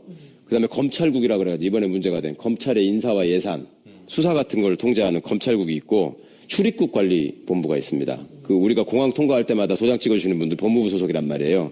그다음에 교정본부, 교도소를 관리하는 이거는 다 전문 분야잖아요. 여기도 다 검사들이 한단 말이에요. 검사가 도대체 출입국 공항에 대해서 뭘 알아서 교도소를 지가 가봤어요? 왜 그걸 다 장악하고 있냐고. 교정본부는 다행히 지금은 아니에요. 교정본부자 하나 빼고 전부 검사거든. 그러면 이게 요 분야마다 행정고시로 전문직 공무원들 다 뽑아요.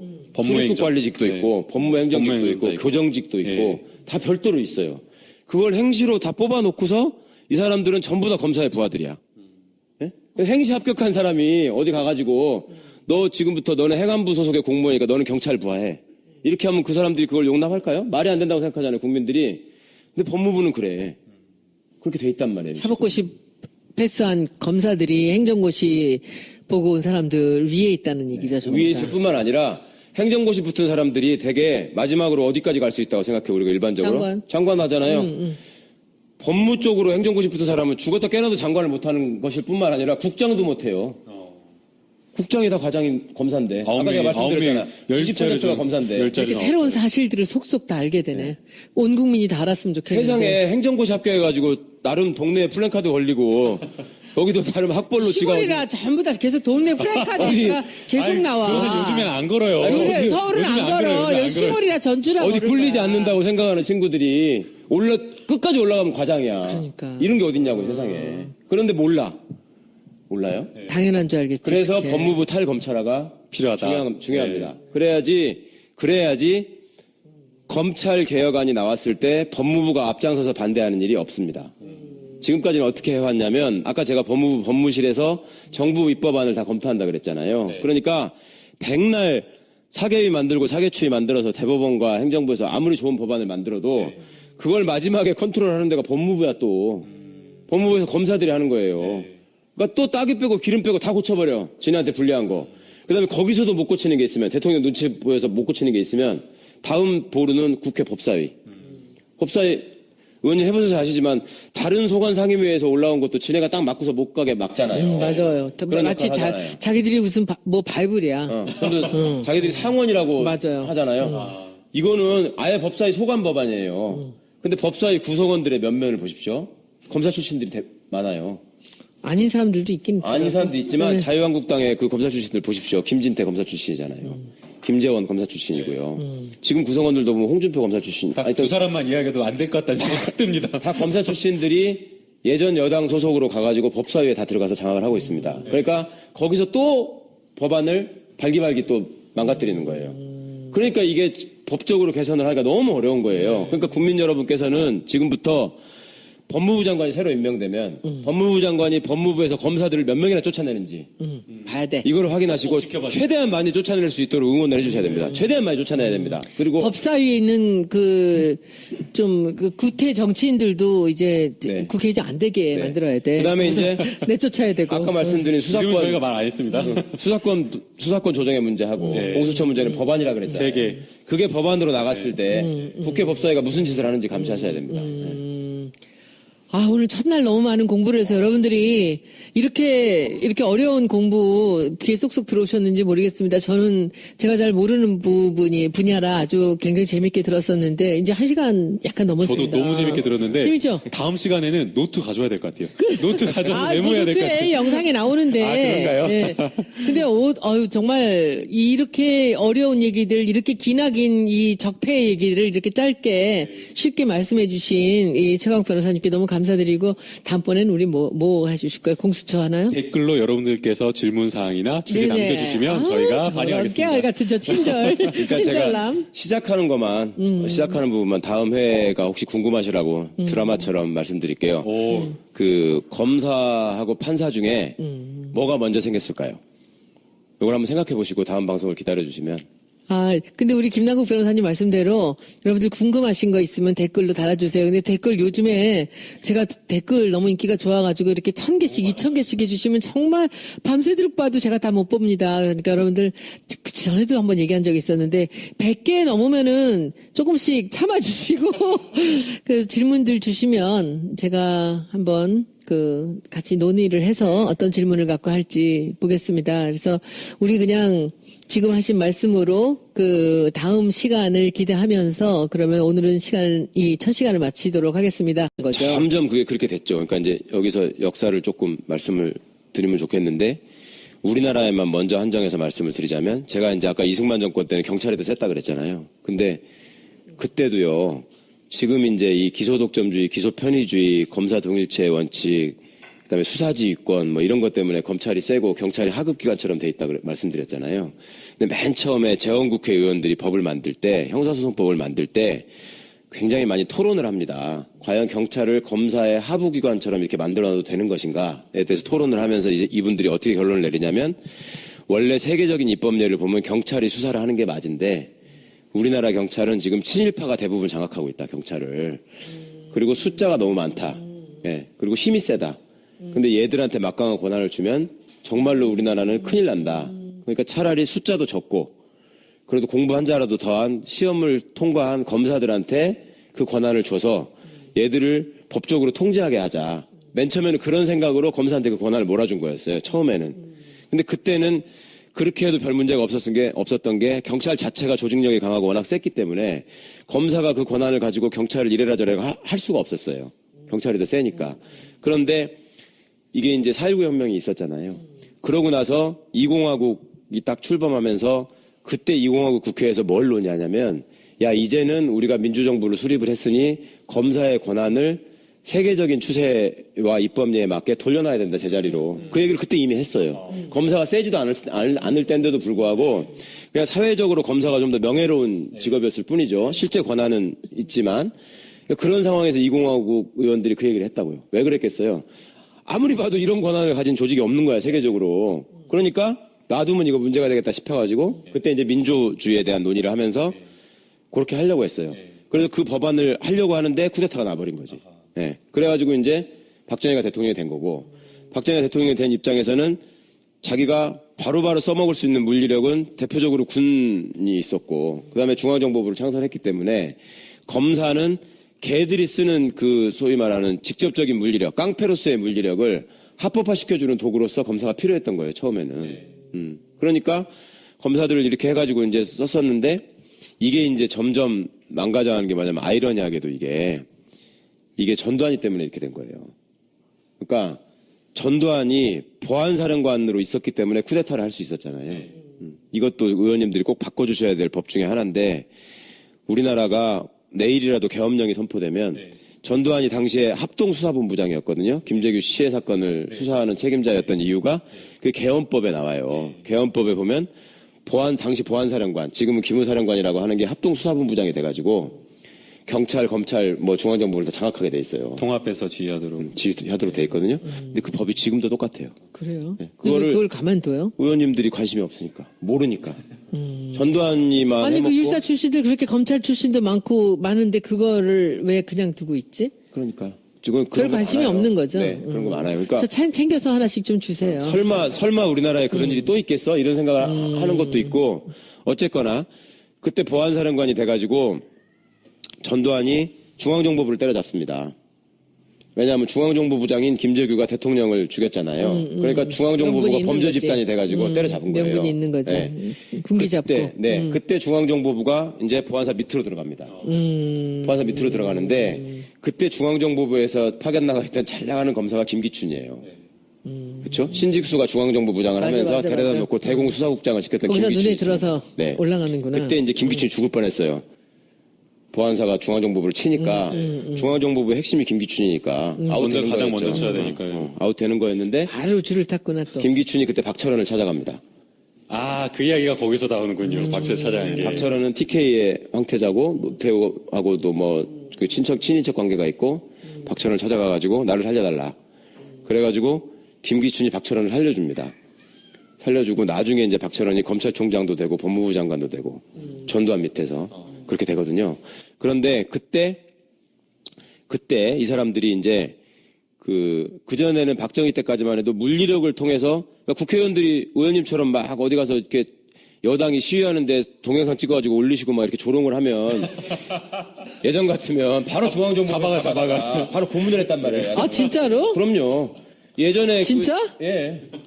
그래가지고 그때 고문당하고 병신된 사람들 많아요. 옛날 야당 진짜? 의원들 중에. 국회의원을? 그럼요.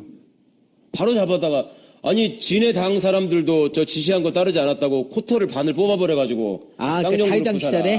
공화당 때. 공화당 때. 맞아. 공화당 여당 의원들도 그렇게 했는데 야당은 어쨌겠어요. 바로 잡아다가 그렇게 하는 건데 이제 전두환 때부터는 뭔가 합법성을 더 가장해야 될 필요가 생긴 거예요. 그러니까 그렇게까지는 못하고 이제 그 중앙정보부나 그러니까 보안사가 여전히 발호를 하면서 대공사건 같은 거 막 만들잖아. 학원 간첩 사건 이런 거 막 만들고.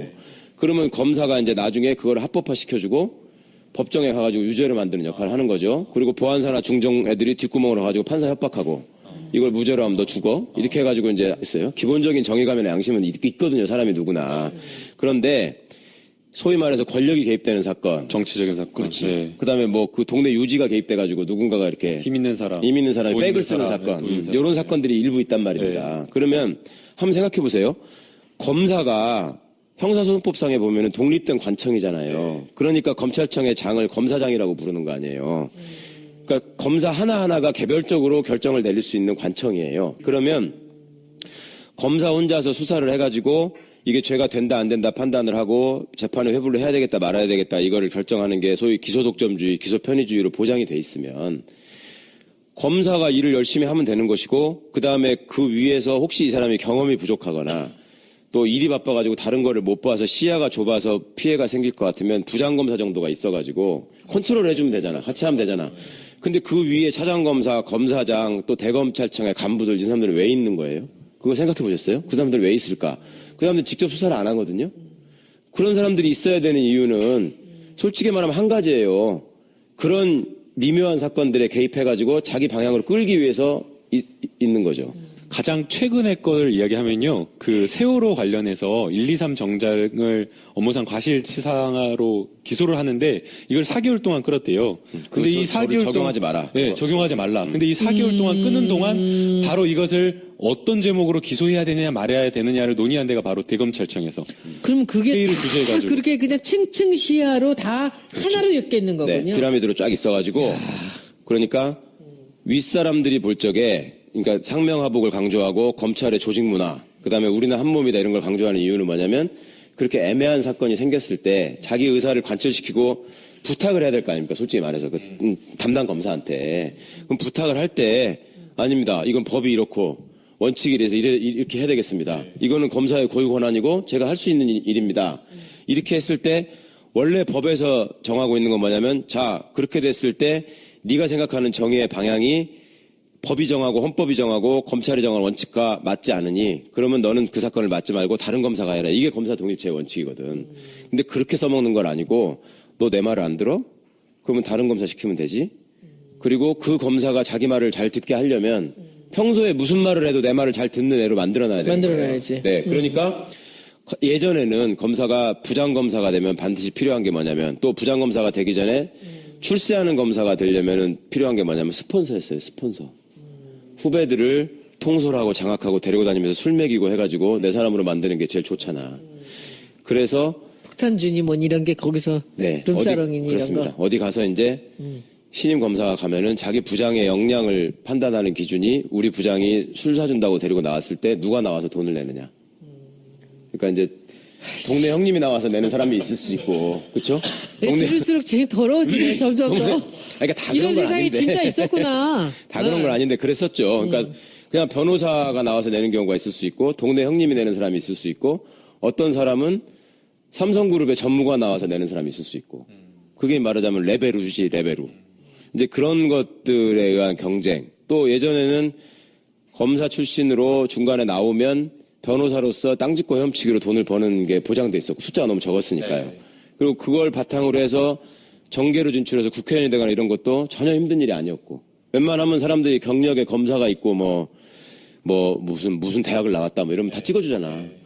그러니까 세상 사는 방식은 조직 안에 있을 때 최대한 힘을 발휘할 수 있는 자리에 가서 또 그 자리에서 네트워킹을 할 수 있는 소위 기득권 세력하고 연계망을 가지고 그러기 위해서는 장가를 누구한테 가느냐도 중요한 것이 되는 것이고 예, 그 출세의 욕망을 달성하려면 그리고 이제 그거를 이용하려고 호시탐탐 대기하고 있는 사람들이 주변에 항상 있고 검사는 막강한 권한을 가지고 있고 그러니까 서로 공종 공생이 되는 거죠. 아니 근데 검찰 조직이 그렇다는 걸 사람들 다 알았을 거 아니에요. 정치권에서 다 알 거 아니에요. 알죠. 네. 근데 왜 그걸 그냥 놓고 있었어요? 아 그거는 정치 권력 입장에서 편하거든요. 그러니까 의원님이 대통령이 되셨어요. 대통령이 되셨는데 대통령 되기 전에 정말 나한테 이상하고 나쁜 짓을 한 만한 사람이 하나 있었어요. 정적이 있어. 예를 들면. 그러니까 박정희 같으면 김대중 씨가 있어. 그러면 김대중 씨를 어떻게든 처리를 하고 싶잖아요. 보기 싫으니까. 그러면 그럴 때 한 사람한테 얘기해가지고 야 저걸 죽여 이렇게 하는 게 좋겠습니까? 한 세 사람한테 니네가 협동해가지고 쟤를 죽일 방법을 만들어봐 이게 좋겠습니까? 한 사람한테 하는 게 좋잖아요. 그러니까 한 놈한테 몰아놓고 힘을 야 네가 해결해. 그러면은 제일 좋은 거예요. 그러니까 이게 유명한 말씀이 있는데 예전에 김영삼 대통령이 소위 문민정부를 표방하면서 대통령이 돼가지고요. 검찰총장한테 뭐라고 했냐면 야 내가 장관 20명하고 검찰총장을 안 바꾼다. 내가 대통령 해보니까 검찰총장이 어떤 건지 내가 알았다. 이 얘기를 했어요. 유명한 말이죠. 그러니까 권력자의 입장에서는 검찰이 권한을 많이 가진 게 자기한테 너무 편한 거예요. 그러니까 그렇다면은 이 정권이 바뀔 때마다 검찰은 항상 그 정권에 하고 결탁이 되는 거죠. 잘 보여서 서로 간에 서로 밀월 관계가 되는 거죠. 우리가 국민들한테 이 검찰이라는 조직이 저 하늘 위에 있는 조직 같고 담 밖에 있는 조직 같고 우린 전혀 알지 못하는 조직 같이 느껴졌습니다. 그런데 이 검찰이 좋지 않은 일로 벼랑간 국민 앞에 나타났어요. 개혁을 해야 된다는데 왜 개혁을 해야 되는지 이런 전반을 얘기하기에 앞서서 이 검찰에 대해서 얘기 좀 해주세요. 검찰 조직은 도대체 어떤 조직입니까? 네. 사실은 이거 시작하면서 제가 진짜 여러 가지로 어깨가 무거운데요. 마음도 무겁고. 왜냐하면 공 선생님께서 하시는 걸 제가 하나도 안 빼놓고 다 봤거든요. 근데 뭔가 공 선생님처럼 말씀을 똑부러지게 천천히 해야 된다는 생각도 들고, 공 선생님이야말로 정말 실무나 이론을 다 겸비하신 분인데 저는 그런 정도의 수준은 안 돼서 들으시는 분들이 좀 너무 실망하지 않을까 걱정은 하는데, 검찰이 오늘날 이렇게 그 부각되고 국민적인 관심사가 되게 한데 우병우 공이 제일 크죠, 뭐. 아, 그렇구나. 그 우병우가 보여주는 모습으로 지금 어떻게 보면 검찰이 가지고 있는 모든 문제들이 집약돼 있다고 할 수 있고, 근데 그 우병우 같은 검사가 박근혜 시대에 갑자기 태어난 새로운 유형의 어떤 검사 내지는 검찰 출신의 인사가 아니라는 게 이제 우리나라의 비극이죠. 그러니까 이제 역사적으로 따져보면 그 원조들을 거슬러 올라갈 수 있는데, 제가 이제 이번에 무슨 권력과 검찰이라는 책을 하나 내면서 그런 얘기를 했습니다. 이제 검찰이 지금 괴물이 되고 말았는데, 원조를 따져서 올라가 보면 신직수라는 분이 있고요. 맞아요. 신직수. 기억나요. 유신 시절에 진짜 유명했던 사람입니다. 신직수, 그다음에 김기춘, 그다음에 박철원, 우병우. 이렇게 이어지는 일종의 이제 계보가 있습니다. 계보. 악명이네. 네. 신직수라는 사람은 소위 출세의 관점에서 보자면은 30대 검찰총장을 하고, 그다음에 법무부 장관을 거쳐서 중앙정보부장까지 한 사람이고요. 그 신직수가 키운 사람이 김기춘이고. 아, 그래요? 네. 김기춘이 젊은 나이에 발탁돼서 그렇게 승승장구할 수 있었던 거는 신직수가 없었으면 불가능한 일입니다. 그 다음에 이제 박철원이라는 인물은 5060의 소위 황태자라고 등장을 해가지고 일세를 풍미했던 사람이고, 죽을 뻔했던 김기춘을 또 살려준 사람이기도 하고요. 박철원 씨가. 그 다음에 우병우 같은 사람은 이제 박철원이 맹활약을 하던 시절에 대학 시절을 보내면서 나도 얼른 자라서 박철원 같은 사람이 될 거야. 이런 꿈을 길러서 결국은 박철원보다 더 심한 사람이 되고 만 그런 불행. 근데 잠깐. 제가 보기에 그 검찰이란 조직이 좀 층층시야로 그 계보라든지 그 이 기라든지 이런 게 굉장히 중요한 그런 조직 아닙니까? 그렇죠.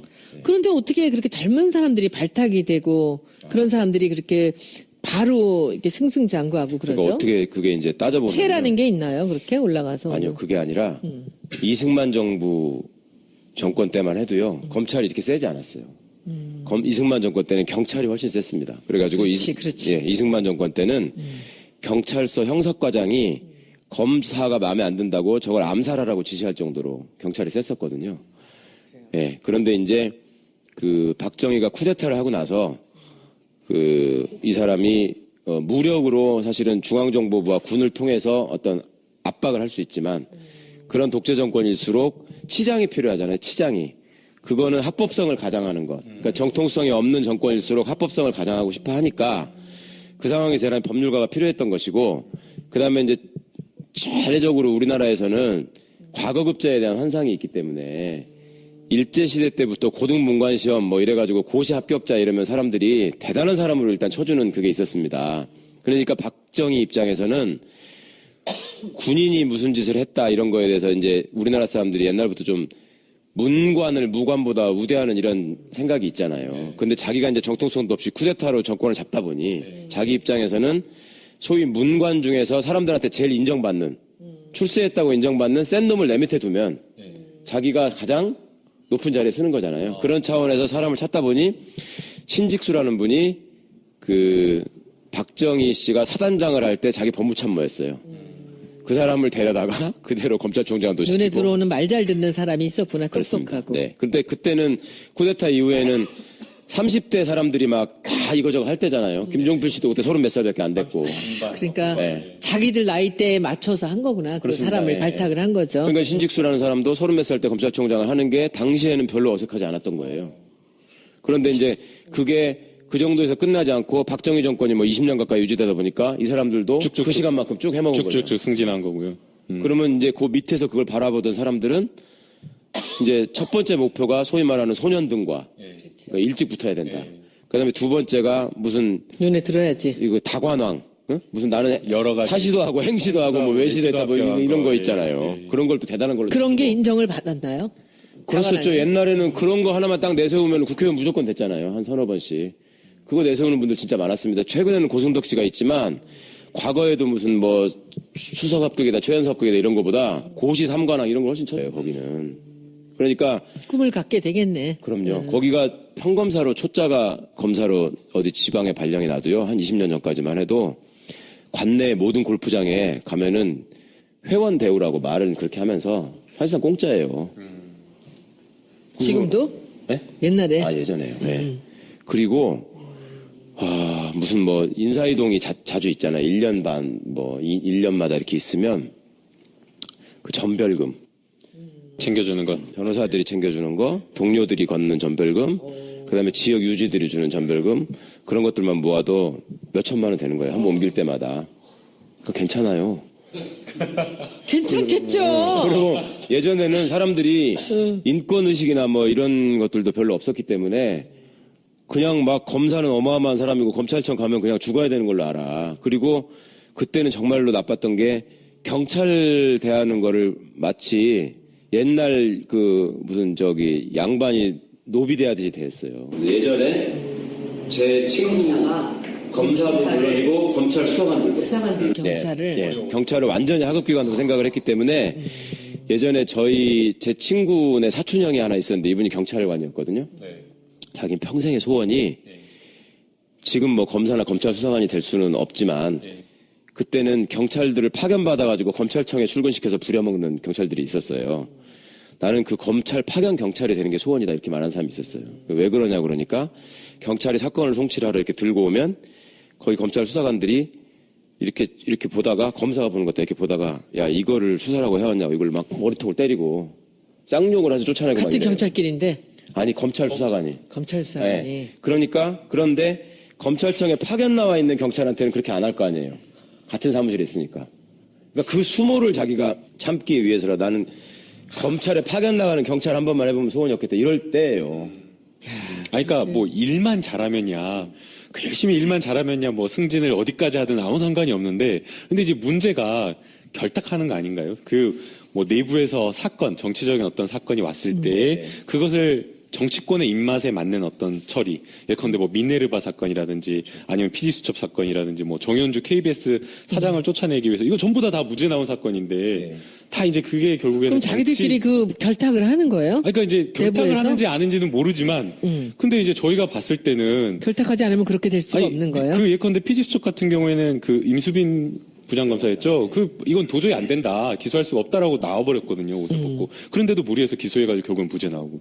이게 문제라고 생각하는데 그렇게 안 하면 승진을 못 하는 건가요? 변호사님도 그렇게 못하겠다 해갖고 옷 벗고 나오신 거 아니에요? 위계 질서가 그렇게 있는 거야, 상하관계가? 그쵸. 말을 듣지 않으면 안 되는? 얘기 좀 한번 해보시죠. 네. 그러니까 그 분위기에 자연스럽게 젖어드는 거죠. 그러니까 요게 이제 요즘 조금 완화됐다고 말은 그렇지만 그 예전부터 검사 동일체 원칙이라고 예. 했었잖아요. 검사는 한 몸이다.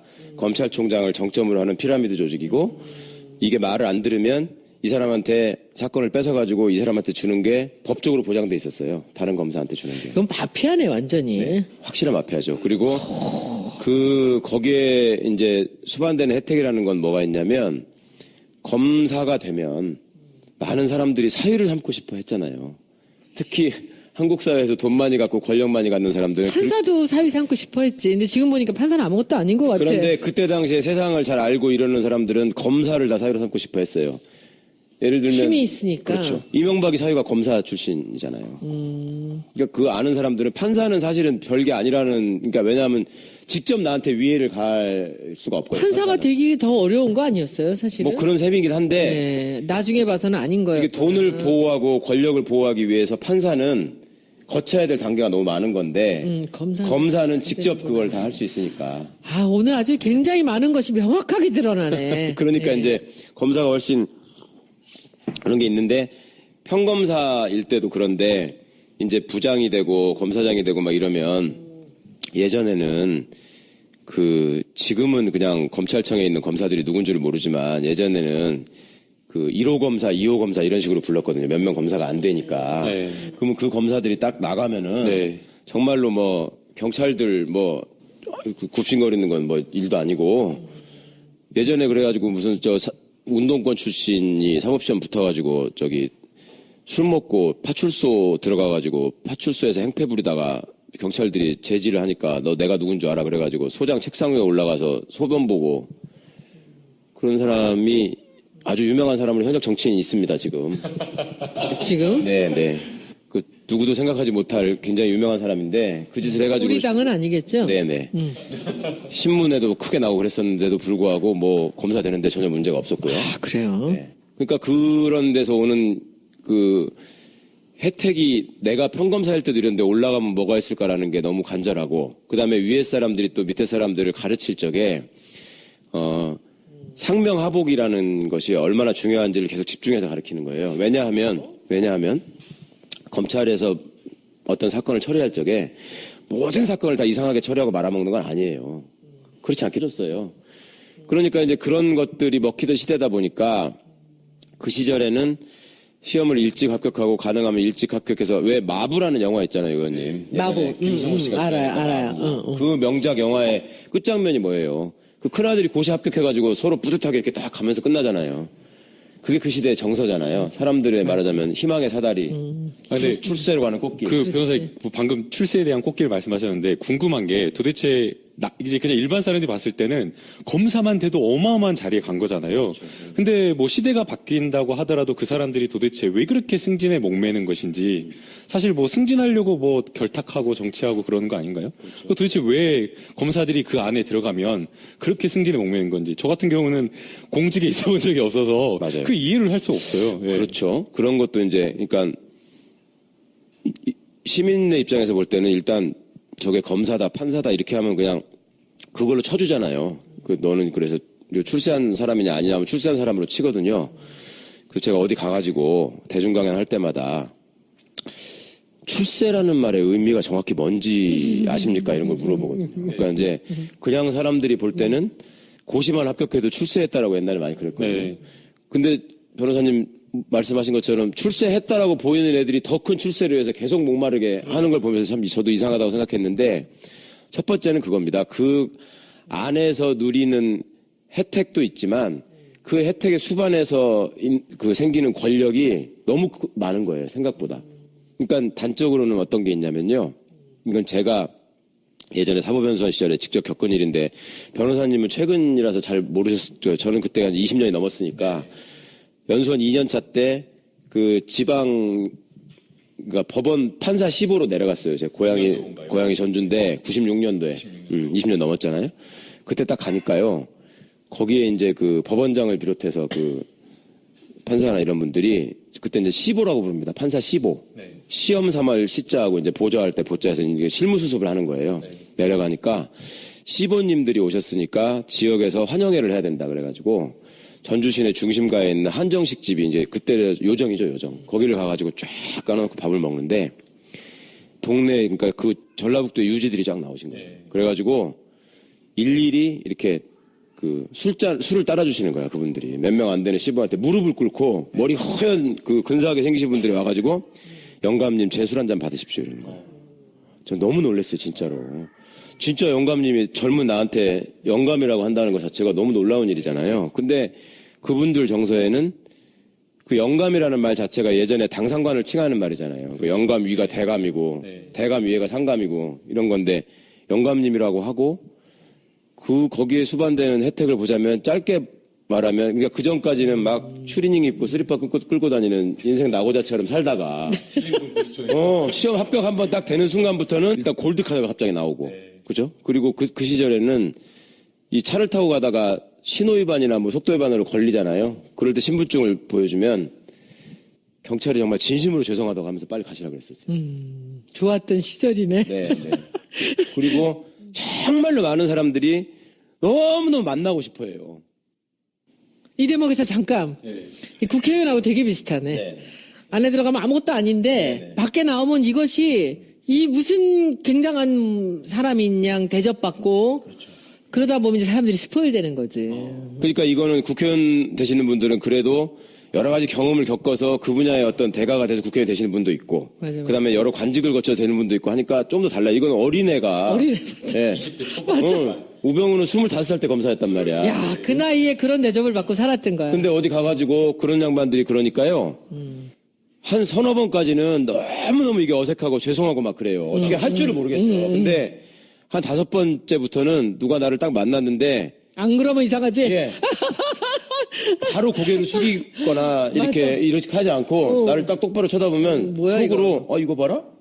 예, 이런 생각이 드는 거예요, 사람이. 근데 그렇게 건방을 떨고 다니다가 그리고 사람들이 또 검사나 이런 법조인에 대한 환상이 있기 때문에 엄청 또 막 이렇게 띄워준단 말이야. 뭐 가문의 영광이네, 자랑이네부터 시작해가지고 뭐 온데 프레카드 걸고 막 그러니까 지가 진짜 제일인 줄 알아요. 그런데 막상 출근을 해보면 검찰에서는 진짜 말단 직원이거든요, 이제. 검사는, 평검사는. 그리고 밤새도록 일을 해도. 그거 정말 묘하다. 서류더미에 쌓여가지고. 쌓여가지고. 네. 그리고 우리가. 퇴근도 못하고. 변호사들 입회하면서 보면은 그게 사람이 할 짓입니까? 앉아가지고 막 했어, 안 했어, 이거 해가지고 그냥 좀 땀 뻘뻘 흘리면서 밤새 해야 되잖아요. 에어컨도 잘 안 나와요, 검찰청에. 그럼 이제 그럴 때 예전에 그런 말이 있었어요. 검사는 올라갈수록 편하고, 처음에는 힘든데 올라갈수록 편하고, 판사는 처음에는 검사보다 좀 덜 힘든데 올라갈수록 힘들다. 그게 이제 검사는 올라갈수록 직접 수사를 안 하고 결재만 하는 사람이 되고요. 판사는 올라갈수록 사건 기록을 더 많이 봐야 되는 부담이 생겨요. 그런 차이가 있는데, 그러니까 그 조직 안에서 보니까 나도 이 정도의 대접을 받는데 여기에 부장검사다. 부장 위가 차장이잖아요. 검찰은. 차장검사다. 검사장이다. 이렇게 되면 그거는 자기가 생각하지 못하는 또 다른 세계가 있는 거예요.